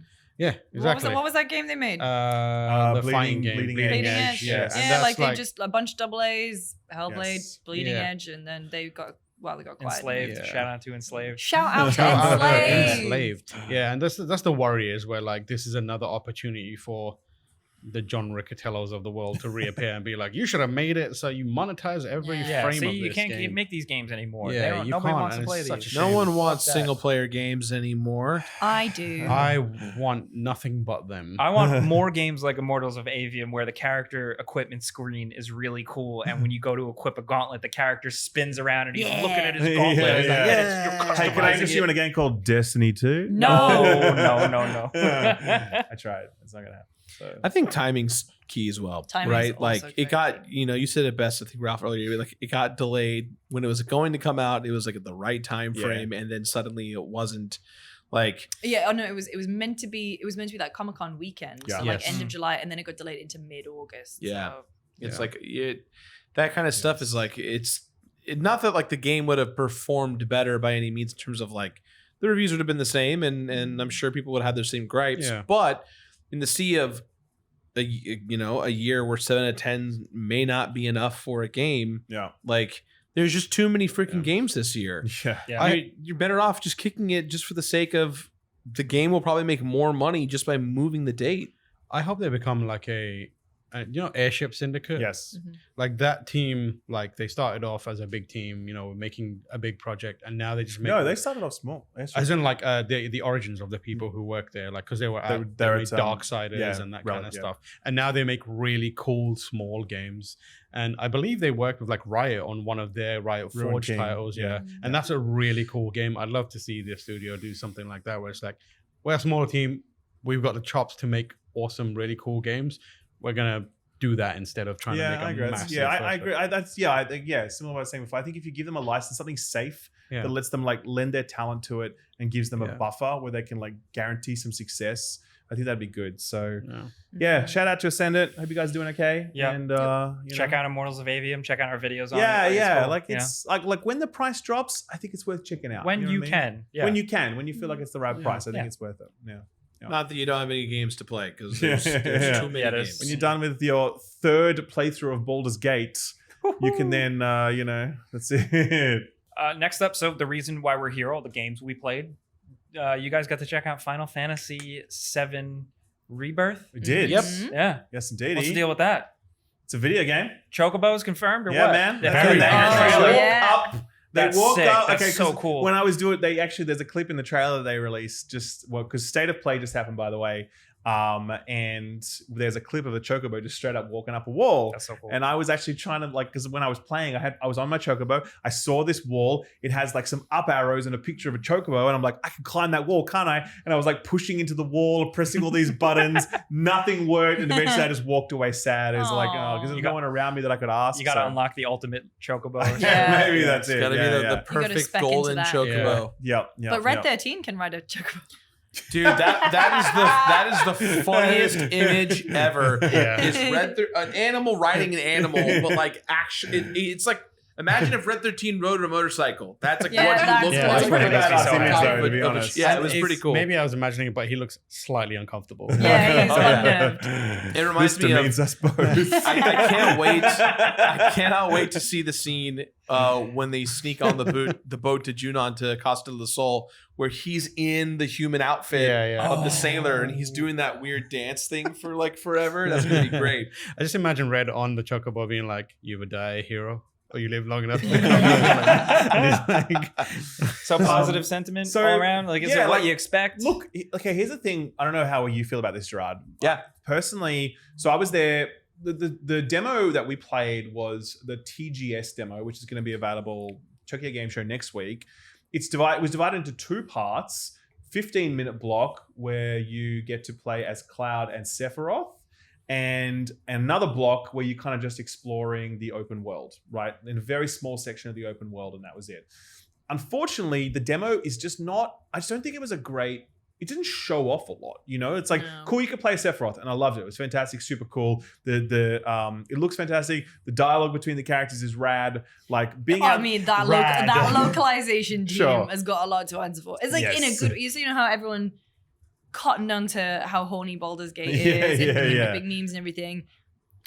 There's going to be There a lot is going to be Yeah. so much more Cloud Sephiroth stuff. Yes. Oh, yeah. There's a point. Definitely. There's a point where they fight against something, and Sephiroth goes, oh, you're panting already. Yeah, that's right. And then he calls him like a little puppy. And I'm just like, oh my God. He does. He actually calls him Yeah. such a little puppy. There's some real interview with the vampire vibes. Yeah. Well, I So- think that's actually not to put my actually Do it. glasses on, but the reason why Sephiroth calls Cloud a puppy, and this is spoilers for Crisis Core and Yeah. Final Fantasy VII, just so you know, is because there's a character named Zack who actually, in that moment, is playing the role of Cloud, and Cloud's lying about what's there, Yeah. and they call Zack Oh. Zack the puppy the Puppy. entire game. Yeah. So in that yeah. moment, when you see him call him that, you're a You're a little puppy. puppy. It's like he's actually Yeah. calling him Zack the puppy, But who's did he actually need there. to But sound the so way sexy? he said it, though. It But was so very Regardless, sexual. yes, he was very sexual. It was. So, It was hot. so I mean, like, I definitely enjoyed. I guess I definitely enjoyed the demo because like I love the remake series. Basically, well, the first game at least. I can't say at this point, but yeah, it just didn't show off a lot. You know what I mean? Because it was just a pretty small slice. So we played another game this week where we got to play like 2.5 hours. And Spiderman we played for about 2.5 hours as well. That really lets you sink into a game, experience different things, explore, see different parts of it. This demo was just quite brief. So again, I had a really great time. It looks great, sounds great, ticks every box for me. I'm like, yeah, cool, man. Looks like you're on track. But I would say that the trailer that I saw at State of Play today got me way more hyped about this Yeah. game than my hands-on time with it was. Because again, the hands-on was just quite a limited slice. I also Yeah. haven't played it since 2020, and Sure. that is a hard game to pick back up again, especially Oh, because they yes. had Yeah. the synergy stuff Yes. going on. Yeah. And I was like, Synergy abilities, yeah. yeah, I So- couldn't remember half There's of a it. bunch of new mechanics. Yeah, now. that's what I wanted to ask. Like, what are the big gameplay change-ups? The biggest thing is that now you can create party build-outs. Yep. So you can create an advanced, like instead of having to be like, oh, I want to change them individually, you can have 3 preset parties that you are just like, okay, this is my Cloud Tifa Barrett party, my Cloud Aerith Red 13 party or whatever, and you can just wow. hot swap them like in the battlefields. You don't have to open a menu. You just press X and a button and boom, you're That's there. nice. They're all hanging around as well. Yeah, they're all just it's like- like Yeah. when we're on Chocobos, all of them are on Chocobos, and I really liked it because there was like you'd have up front would be your main 3, and if Yeah. you swap, That's like they'd Top Gun formation. Yeah, they'd like Yeah. back Yeah, out, yeah, and then the yeah. others would come forward. Yeah, and it's cool. it the cool thing about it is it feels like, because in Final Fantasy VII, obviously you've got a 3-party setup, and then how it happened is the others would go ahead or go behind, or we'll meet you at the next location, Cloud, and then they'd call you on the phone, and that's how you switch party members. This time around, they're hovering around the battles, and they actually participate in the battles, but they don't do any damage. Like It's like a visual thing. You'll see Barrett be like, shooting his gun arm or throwing a grenade, like fire in the hole or whatever, and like doesn't do anything to the fight, but you feel like It's you like have you're a party all of in 5 it. It's a when there battle. needs 3. There Yeah. are weird That's moments though, because he's obviously can partake because he's a like long range. I had Gunman. a moment where I panned the camera and Tifa was just in the background going like this. Yeah. I was like, Just "What?" wait for her opening. Throw me in, coach. The new big skill they were showing off is synergy skills. Yeah. So synergy abilities. It's like another. So now in the menu of like, if you have your 3 characters, they have like 5 blue like meters. Okay. And every time I don't remember actually how to build the meter because it all happened really quickly. Yeah. But based off of how you stagger, how you apply pressure, the abilities, and how you use your ATB moves and all that such, you fill up your meter. And then when 2 party members have the meter, you can turn on a synergy ability, and it's like essentially a combo team up move similar to that of like Chrono Trigger or Sea of Stars, where these 2 come together and do this crazy cool combat move. Yeah. And all of them, I mean, I can only assume, but it doesn't have to be Cloud and another person. It can be It can be anyone. Barrett Yeah. and Tifa. Like Okay.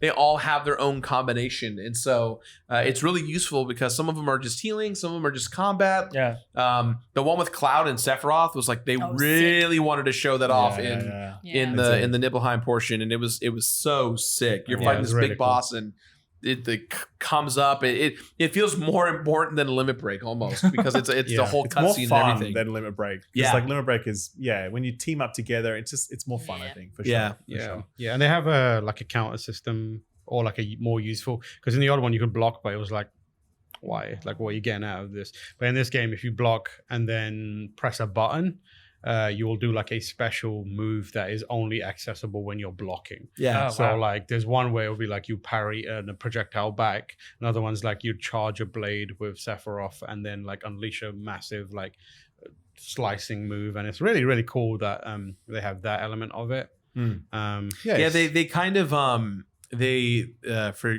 you Crisis Core fans who played the remake version of Crisis Core, Zach has this new parry mechanic where like he can change stances and that kind of makes him like a slow tank, and he takes damage but does like bigger moves and can block stuff.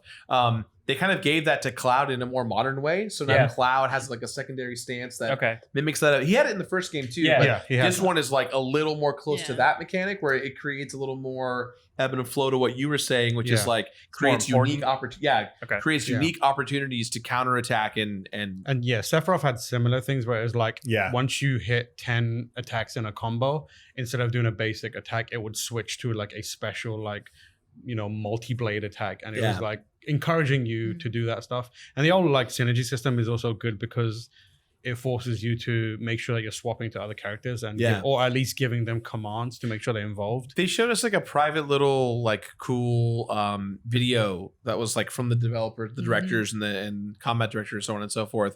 And they were saying their biggest thing was, we want players to use the entire cast all the time.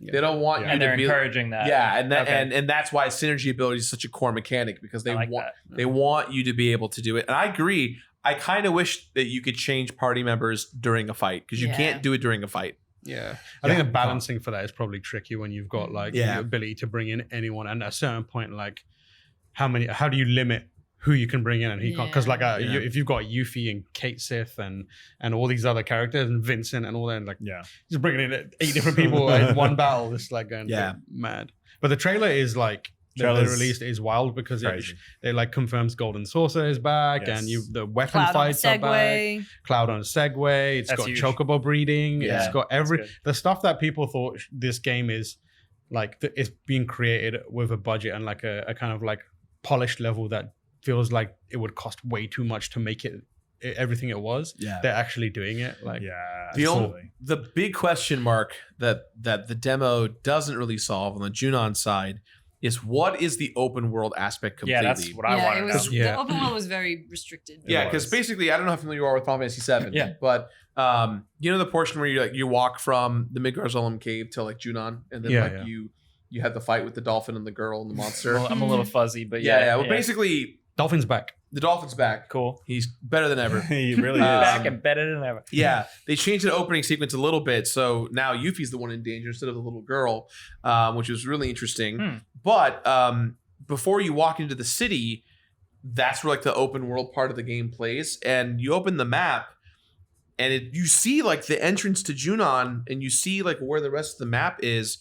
And because it's a demo, obviously there's some areas like you can't go here because it's a demo, but there's not. I don't really know what it looks like. Like this feels like open zone ish. Yeah, that's what I would guess. To Final Fantasy 16, where you might fast travel in some other places, or some areas are like kind of roped off differently. But as of right now, we don't really know if it's actually the open world that we think it is. Yeah. Especially because everything is just so intricate and specific with how they designed the map. I think they'll be okay with however they do it, just because for 7 it was pretty abstract. Like a lot of it was pretty simple back in the day. So I feel like there's room to get weird, or keep it simple. I don't know. Yeah, but I think you're right, Ralph. The slices they chose were not the strongest, especially the Nibelheim one. Like you walk 10 feet and then it's over. Done. That was very short. It was just so you could play Sephiroth. Which was great, which is awesome. Cool. Yeah, very cool. I think the reasoning was like, if we make it too big, people aren't going to get off the demo stations. So absolutely, absolutely. But it does kind of hurt in a preview session. But I mean, for me personally, like obviously Final Fantasy 16, everyone's responded to it in different ways. I liked the adult tone of it, but I didn't love it. And I guess now, having seen particularly this trailer for Rebirth, I'm like, fuck yeah, man. That like the craziness, the ridiculousness, the cast of characters, that vibrancy. I'm just like, I'm so excited for that again. Because again, I enjoyed the more serious take on Final Fantasy with 16 for sure. I'm glad they explored that direction. It's actually one of the parts of the game that I liked the most of it, I think. But at the same time, part of me was a bit like, you could still get a little bit goofier, right? You can still mix it up a little bit, yeah?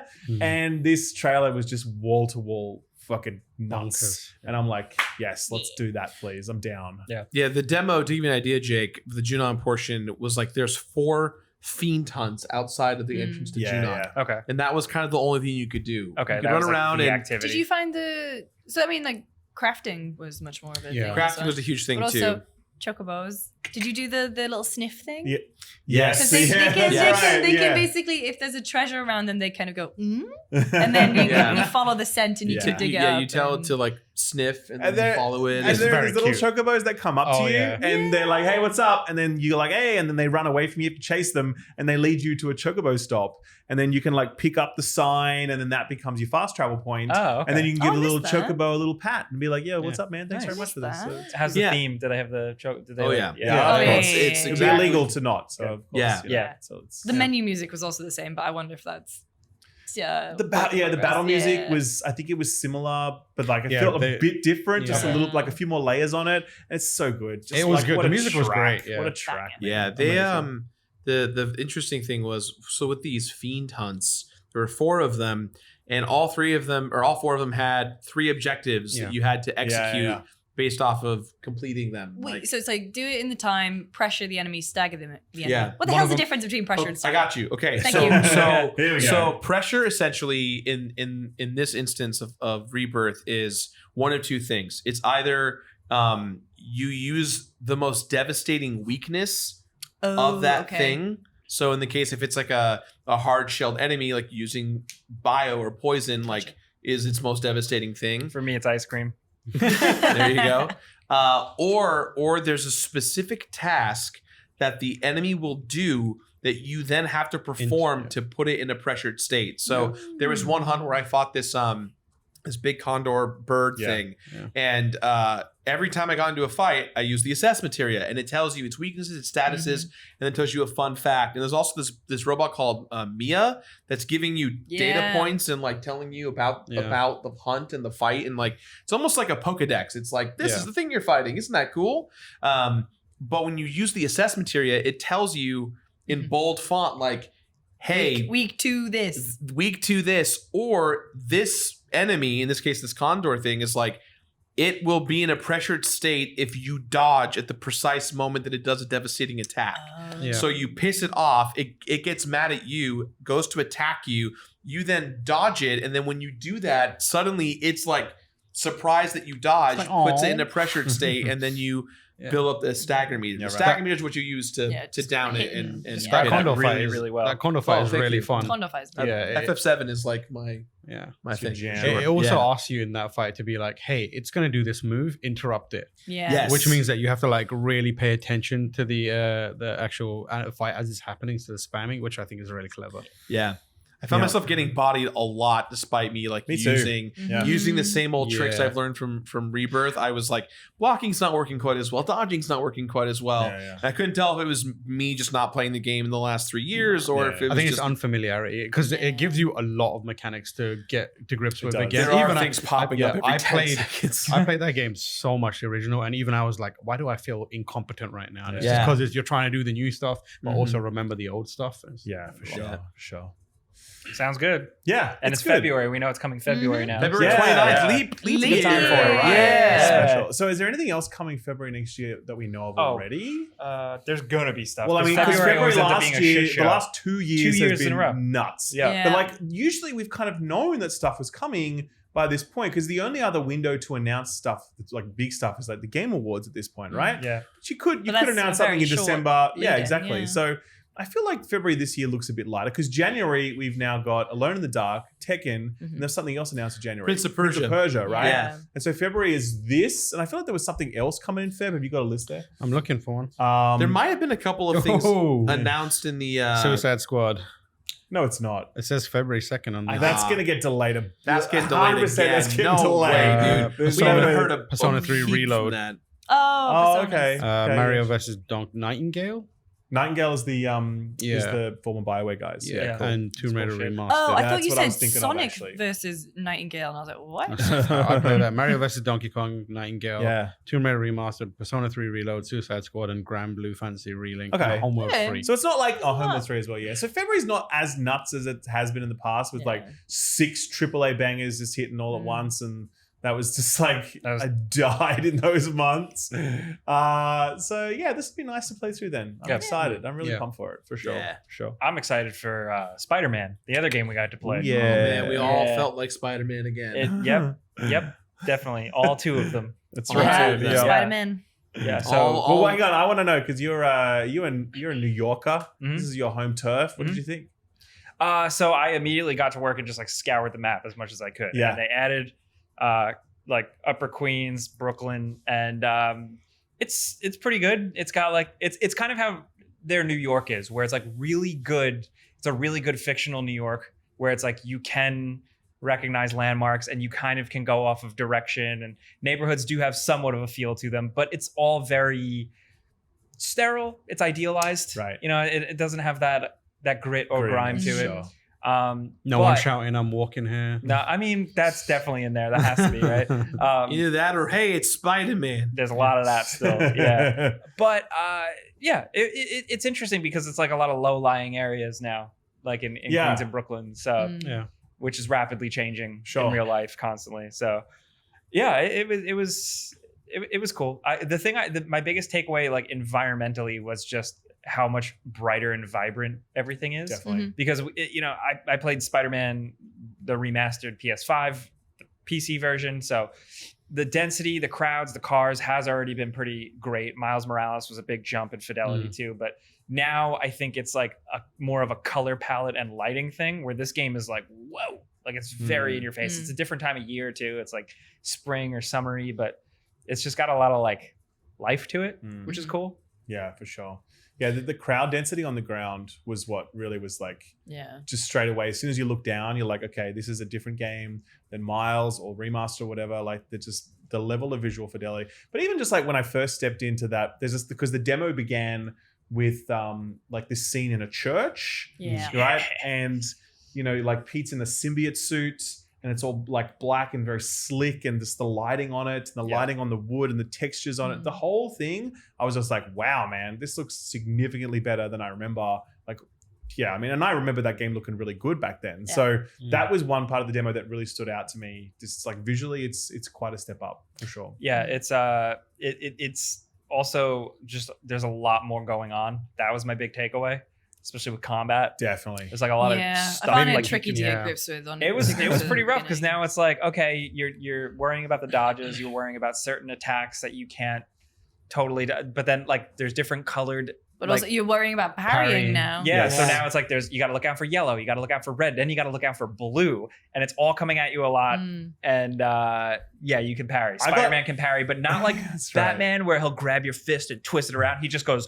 Like that, like he does like a Wonder Woman, like doing these ones. Yeah. It's like an explosion of symbiote. Yeah, just like it's genuinely reserved for like if a heavy or like big weaponed character is like going those guys with 2 blades. They're like, here comes the big move. That's when you're like, all right, and parry. Yeah, I think that the parry thing has like one step too many because like the yellow is to tell you a parryable attack is coming. Yes. And then the red is. Now you hit the parry button. Yeah. And I think in Sekiro it's like, which is the main point of comparison for me, but it's like it flashes like this is about to happen, and then it just happens, and you watch the animation. It's like do red it. For the parryable attack is a wild choice because red to all gamers is avoid avoid danger. And blue is like. Safe, cool stuff is happening. Yeah, blue's the jump and it's on. like blue is a crushing attack, which you just need to get out of the way of. And also, shooting bullets is also red. So you're like, does parrying block bullets? No, it doesn't. Dodging does, but they're both red. Mm-hmm. So you're like, I'd like to see Spider-Man parry a bullet. That's how Uncle like Ben Neo, died. Oh, Peter. No, Peter. That's brutal. That's brutal. Yeah, there's a lot going on. It did lead to a lot of encounters just with enemies, like, a sword guy, gun guy, heavy guy. A lot of it just felt messier, more chaotic, I couldn't just smoothly just stand there and like take everybody out. Because like I played the previous game a lot. But we also dropped in at level 25. Yeah. So we no like, adjustment period. Correct. Yeah. Because I mean, I got dumpstered multiple times on this demo. Me It was cool to get my ass Yeah. kicked by the lizard. I was like, cool. Yeah, he kicked my ass many times as well. And I was like, do I suck? I'm like, yeah, I do suck. But at the same time, it's level 25. Like, I'm sure I would have had a lot of practice by this point. Yeah. Because, there's a lot of abilities and all those new mechanics and whatever. So, but I mean, like, I actually felt the difficulty was really well tuned in the sense that I had to focus and I had, because there was a risk because there's a lot of new abilities now. The symbiote suit kind of just dumps all this power everywhere. It's like you get just 2 triggers massive, worth of face button powers. It's like 6 abilities that you can bind, and you can kind of just use them on cooldown almost if you're playing well, because the cooldowns are really short. And I was kind of worried, like, with those abilities plus the parry, is this going to be like really easy now and whatever? But no, like they've upped the difficulty, it seems, to like kind of balance for that. There's tons more enemies this time around. Yeah, I did notice that. Yeah, you're like, I think I was like climbing a roof trying to knock out one of like Kraven's satellites, and the rooftop had like 8 people, but I must have fought like 30 because they just kept coming, and then you have the flying robots, and you're constantly just whipping and pulling yourself, and it can be overwhelming, but it never felt unfair. It felt like once I learned it, okay, I think I got it. Yeah, I think like there is a lot to get to grips with, but once you internalize it, as we probably would from the start, it makes a lot of sense. Like they have the innate power on the left-hand side, which is you hold L1 to access it, which is for Peter, it's the symbiote, and for Miles, it's the bioelectric stuff. And then they have the technology stuff on the right side. Yeah. And the technology stuff is more to create like an environment or manipulate the enemy. Like you launch them with a technology thing, or you like bring them together. And then the other one is where you either do, for Peter, it's like heavy damage that also just happens to have AoE impact because it's the symbiote and it's just like reckless. Yeah. Whereas for Miles, it's a little more focused. Like I can use my electric abilities to kind of like do damage and move around, which is, so it's a lot to think about in one like encounter that you haven't like built up for. But when I did towards the end get to grips with it, it felt really satisfying. It felt like playing one of those like very mechanics heavy fighting games. So I enjoyed that element of it. I was sorry, Gerard. No, go ahead. I was gonna say, I think probably my favorite part of the whole thing was just Yuri Lowenthal getting mad. Like that was a really it was a sick angle, because, and I said in my video, I'm like, like Tobey Maguire, God love him, my favorite Spider-Man, but he could never sell the symbiote. Like he just couldn't sell it, He danced his way through it. He's like with the hair, with the dance, with the cookies, none of it worked, right? But like Yuri Lowenthal is just 100% selling it in his delivery. Like you just feel this like seething anger rising up without it overdoing it. So he's not like comically evil. He's just kind of like a pissed off Pete. Blunt. It reminded me of the Fox Kids Spider-Man Get cartoon. back here. That's exactly what I thought. The same like Exactly. when that Peter Parker got the symbiote suit, it was very similar vibe. Yeah. So I think that whole angle is great because it creates a lot of natural tension with Miles, because there's one scene where like Peter's like, Miles dropped a ball. He's like kind of blaming Miles. Yeah, he's not really his like, fault. relax. He was trying his best. He's like, it's not good enough. You're like, okay. And he definitely didn't drop the ball. That's how he was just genuinely being an asshole. Yeah. And I think that angle is really interesting because obviously that is going to spill out into his relationship with MJ. It's going to obviously affect the way he works with Miles. Yeah. It's going to have like internal struggle for Pete himself. Like that storyline I'm really keen on. Yeah. I think narratively it's like doing some really interesting and potentially ambitious things, because it is like about both characters having a crisis of identity and conscience, and also like discovery and loss of family. Like Peter lost family and now Harry's back. So he's regained what is effectively a brother, because when you see him talking to Miles or other people, he's very aggressive. But when you see him talking to Harry, he's still very everything like, he's still doing normal. is he's like, you can see the love for him. He's almost, it's almost like the Hulk holding a flower. Yeah, exactly. And Wow, you can tell Harry. like, and that the symbiote obviously takes your innate feelings and twists them and amplifies them. Yeah. And you can see that how his love for Harry is making him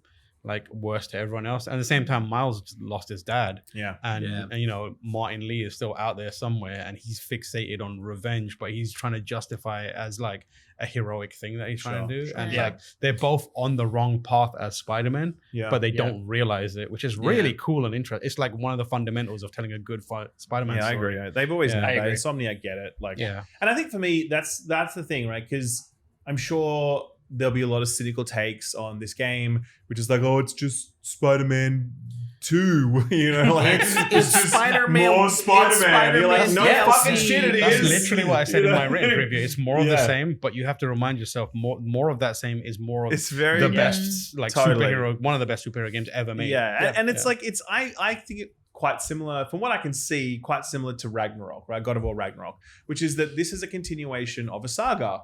It started with PS4, like, you know, original Spider-Man. It was continue with Miles in a kind of spin-off fashion, and now it's the next chapter in that major story. And so it does reference a lot of what happened in the original, like in the previous games.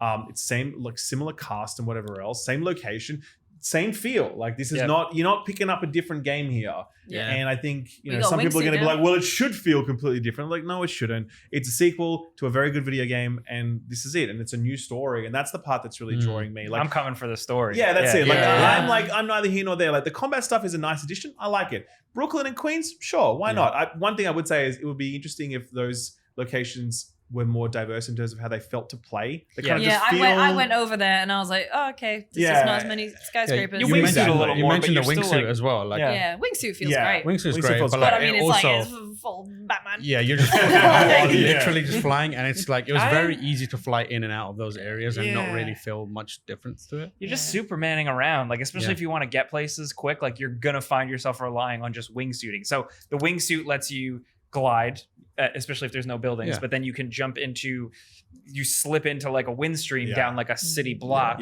And then that's kind of like turbo mode where you are just flying straight through New York City. There's something shoot you up as well. We did ask one of the devs, like, why would you swing if you can fly? And he did point out what we experienced is like wingsuit is good for short bursts, but very quickly you slow down. You're not moving as fast as you think, but also, unless you're in one of those slipstreams. I actually experienced that myself, where I was like, "Oh, wingsuit! I'm going to do this all the time. Let's go." But then after a while, I was like, "This is not as fun as web swinging. It's still fun. Don't get me wrong, but it's just way more fun to be web swinging." And so that's what I eventually did. You know, because I was like, I can fly in a million games, but I can only web swing in one, or I guess two with Fortnite. So like, I'm going to just do that here. That's what I went back to, you know, that's what I come to. I was enjoying it more. It works better as like one part of an overall like loop of movement. And it's they basically put it in there because there was that moment in the original games where it's like you swing out of the city and you're on a park and you're like, nothing. You can web zip your way into that one. Did you guys, when you beat the game, did you go back in and do the side quests? No, because I was doing side quests at the end. I was doing side stuff as I was playing, and I was like, kind of disappointed. Did you guys do the one about Miles in the high school?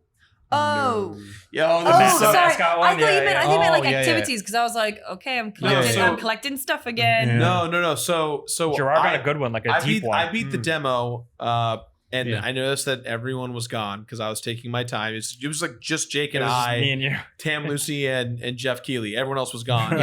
And I stopped playing, and shout outs, by the way, to all the users who work at Insomniac Games who came up to all of us. That was a lot of people. You guys. Shout outs to Josh and to what was his name? Kaide. Kaide. He's a user who watches all of us and supports us. We appreciate you guys. They work at the QA team over at Insomniac, so we appreciate them. Legends. After I was done playing, he was like, "Do you want to go back in and play more?" And I was like, "What do you mean there's more to play?" And he goes, "Boot up the game again and abandon the mission." So I did. And then I opened my menu and I had side quests that I could do that were completely different from the main story. And I was like, oh, okay. And so I did one where, and this is like one of my favorite parts about this demo experience was that you play as both Spider-Man, obviously, but Miles is still in high school. Yeah. So like, he's writing his college essay. Yeah. So he still has like his side quests very much are like, be a student kid. And Peter's are like, you got to be an adult and do laundry and deliver pizza, whatever it is, right? And so for Miles, the school mascot was stolen from the rival school. Nice. And they made it seem like that they stole like a person. They're like, Lance has been stolen. Like he was supposed to be at the pep rally, and like this like crazy hacker is like the one responsible for it and needs to be reprimanded. And as you start doing this mission, it's a cool puzzle mission where you're reflecting light and using your moves to change where it's pointed. And then there's like a cryptid message that you then use to go to a different location. And it all culminates in you opening up a storage locker. And inside is the hacker, which is just a bunch of high school kids who know how to use an iPhone. And Lance, which is just an empty stuffed animal suit of a lion, which is the mascot for the school. And so Miles is like, great, I got the mascot. And so instead of like fast traveling to the mission being over, you're swinging around New York with this huge lion mascot on your shoulder. That's what I like. And Miles is like trying not to like give up as he has this huge mascot on him. Cool. And it's kind of slows your momentum down a little bit. You can't use the wingsuit, but there's just something funny about this mascot that's like ragdolling off of you as you're like trying to go back to school. Yeah, nice. It was cool. They didn't include that in the B-roll. No. There's also like a couple of interesting things. One of the things is like, even when I was talking to them, they very, very carefully avoided ever saying symbiote and venom. Yeah. Like, I know people call it the black suit, but like in a way, like people call it the symbiote suit. Yeah. Way more. And they were like, we're not saying that. Yeah. There is no Flash Thompson mentioned. Yep. There is no Eddie Brock mentioned. And they keep showing Venom. So it's like there's a question around what the deal is I have there. my theories. There could be some bold know, stuff. I have my theory. Yeah. But like, I just want to say, like, if the last game did a great, like, the last game, it was a big move to kill off MMA, like especially because that was before that had been done in a movie or anything like that. Was a big leap. I feel like with this Venom thing, they're going to give us not the traditional what everybody expects, and I want to see that. This is like, it feels like they're holding back, kind of like how Doc Ock was a surprise when you jump into the game. Like, oh, is he gonna? What's gonna happen? Is that gonna be? And then, oh shit. Yeah. So also, we didn't mention like Kraven the Hunter is in there, and they're doing like a good job with him. He's like menacing, and he's there to catch the lizard. He looks a lot better in the game than he does in the movie. Oh yeah. He's like a character that doesn't get a lot of time in Marvel stuff. He feels like the Chaos Agent. Yes, he's just there to kill. And that was the coolest thing about it. There's this one moment where Peter is like fighting the crocodile and Kraven at the same time. Yeah. And he's pissed off in the suit because he's trying to hit him with the needle in the other, and Kraven's messing it up for him, and so he's like mad at everyone. He's like, why can't you all just let me do my damn job? You asked for this, and he like KOs some goon. You know, He's like, Dr. Connors, like, you're just stop. You need to just stop. He's like, let me help you. Help me to help you. Help me help you. He's like, all right, cool. I did get to break this, or I pushed the swinging as far as I could. I unlocked as much traversal stuff as I could.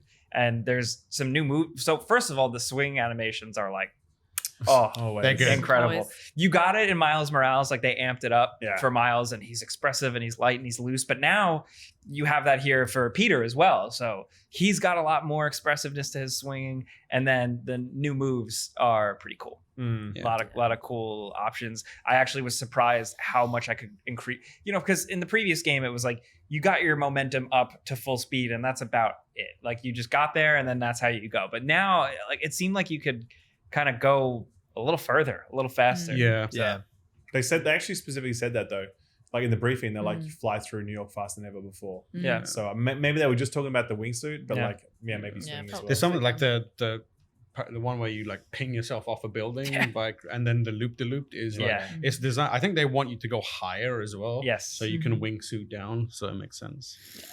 Yeah, I'm in. I'm an easy mark. The last game was like one of my favorites. I feel like every time we do a preview, we're always like, on the fence about it. Like, we'll see if it works out and it's good. But like, I'm even just like, this is gonna be good. Like, that was my first Sony preview, and I had a great time. It was rad, dude. When Kraven like got in symbiote Peter's face, and he was like, I smell a beast, Yeah. but also a man. Yeah. I was like, oh my god, this is so cool, dude.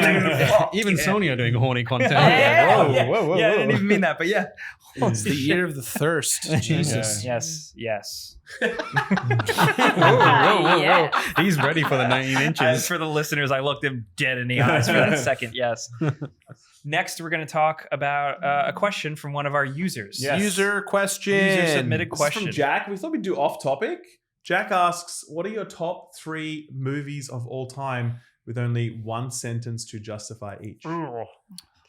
Yeah. All right. See? Good question. This is hard. Gerard has leaned in. Good on I'll you, go. I'll Jack. go first. Here we go. Okay. But none of these are going to surprise anyone. Back to the Future. Nice. Good choice. It is one of the best time travel movies that has aged relatively well. Relatively. Yeah. Excuse me? Incest is not. You kids are very going to love easy. it. Scott Pilgrim versus the World. It is the best video game movie that's not a video game. It elicits those feelings of it, and I love Edgar Wright and how it's directed. And then The Mummy. Oh, Yeah, Thank you. Thank up you. there. Yes. Yeah. I agree with you. Yeah. You don't What- have to That's a explain very good why. choice. Yeah. O'Connell. Looks like you're on the wrong side of the river. The amount of times I say Americans, I say that like I love I say that from when they did it in Finding Nemo, when they're like, humans think they own everything, and one of the other fish is like, probably American. It's like, yes, it's very clever. Thank you, Pixar. So that's me. What about you, Jake? it. So you said The Mummy, so I'm not going to use The Mummy. Thank you, Okay. but thank you though. Like Speed. Oh, yeah, good choice. Because it is a perfectly watchable, well-paced movie that I've actually watched twice in one sitting. Yeah.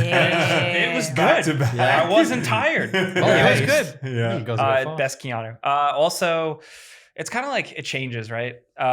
Spider-Man 2, Yeah. because this is hard. This is so hard. I don't know, because it's good. And I mean, like, That subway scene alone is so good.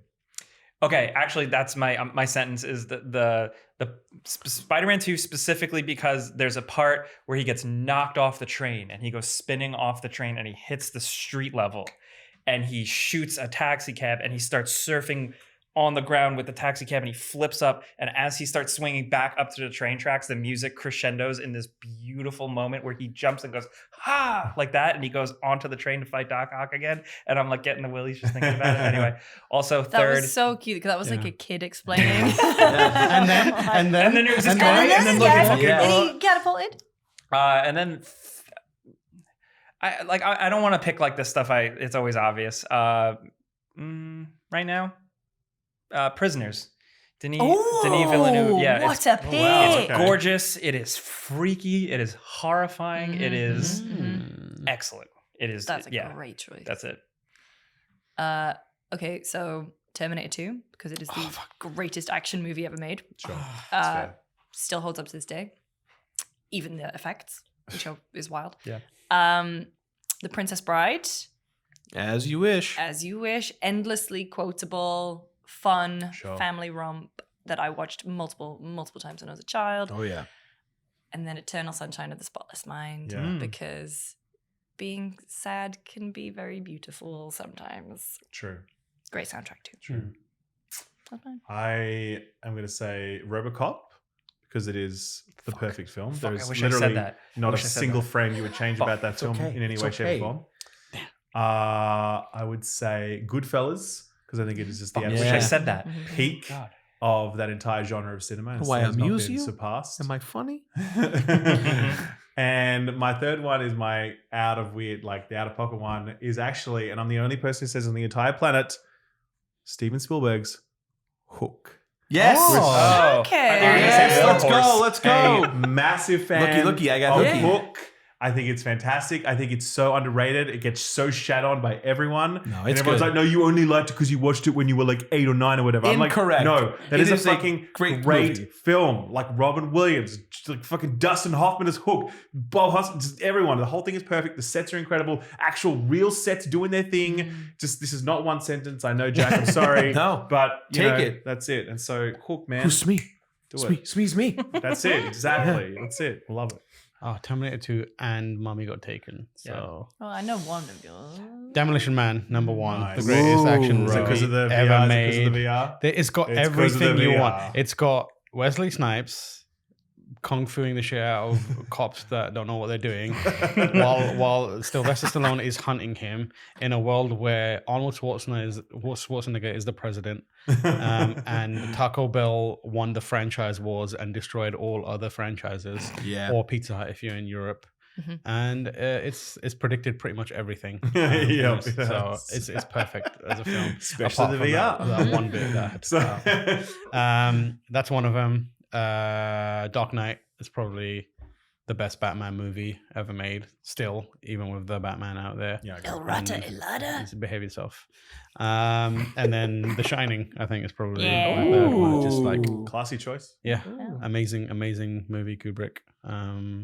And yeah, best horror, I think. Damn it. I want to go watch Hook now. I want to say Yeah, more man. I movies. want to watch the show. I got the 4K Hook. Me too. The Mask, Who Framed Roger Rabbit, Star Wars. Yep. Sure. Blah, blah, blah. That was hard. Jack, Alien. thank you for that Oh, question. Alien, man. Let's do that one again. The Prestige. And Uh, Christopher Nolan Road in to general Perdition. is like one Yeah. category. Zodiac. Yeah. I just Yeah. whenever Zodiac, I fly, Kill the first Bill. thing I look, which Christopher Nolan movies are Yeah. on the screen? I'm like, Yeah. yes, Yeah. I will watch Interstellar for the 40th time on this flight. Let's go. Django Unchained, I can watch a million times. Oh, million times. I'm like, I'm good. I Really? rewatched Interstellar? it. I rewatched it a few weeks ago because I was going through a Nolan phase. And you're not about it? Ooh. Oh man, I don't know what you guys are talking about. Come on, I like that Matthew one. McConaughey Yeah. just doing his thing. Oh no, he's great. He's I great. think the no, I think emotional this is core with the science stuff. Like, what else do you want, man?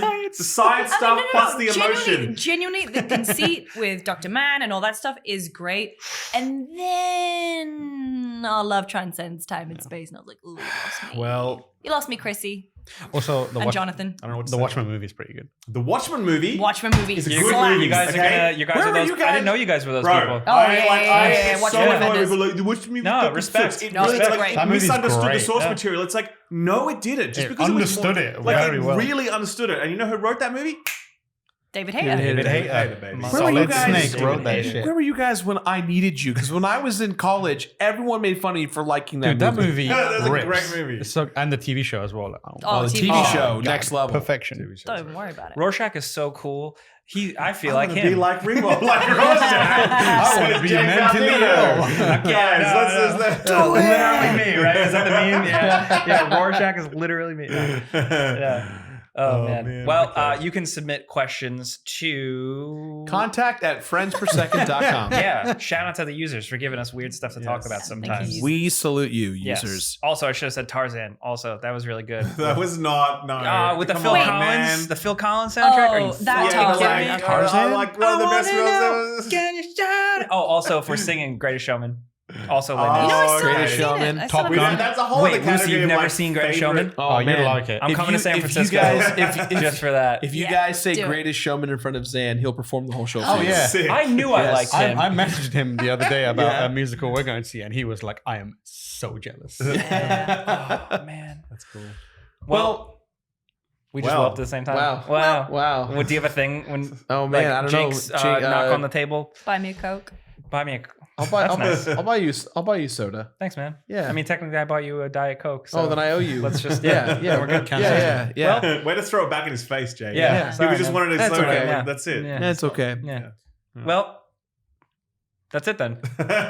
This week in the Wayback, everyone. Yes. That's not it then. Yeah, That's that's not. I'm so bad at this. It's okay. You're doing great. This week in the Wayback, games that we all love from within this week, so we all can feel old together. I'm gonna go first. 8 years ago, a little indie game came and changed the world, and now we know the name Toby Fox because of it. It is Undertale. Sure. What is I that? didn't realize those characters were named after. this was that? amazing, by the way. We were at Shut up, PAX you've and we were at the played fan Undertale. gamer booth. You've not played Yeah. Undertale? I've also not played Undertale. Yeah, listen to the story. It's great. Oh God. No. Okay. So no. We were at the fan gamer booth at PAX, and they had like a little figure of Sans and then a little figure of Papyrus, and they had their names in the fonts, and I went, "Oh, are they named after fonts?" That was American. And they also talk in those fonts. Yep. I love that. Yeah. I love that. Yeah. My one is actually not one that I love, but just interesting. I just think it's interesting. 4 years ago, Greedfall came out. Oh. And Bro. I mean, like, look, I personally did not love Greedfall. It was made by a company called Spiders. It was a AA game. Spiders made that game? Behind us. That's what the comment section was like. I can't believe a bunch of spiders got together and made this game. You know? So, it's made by. It's not that funny. Okay, the comment section was spammed with that fucking shit. Why have I never I'm like, thought it of wasn't that? funny That's the so first good. time. It's funny. It's funny because of how you're talking about Yeah. it.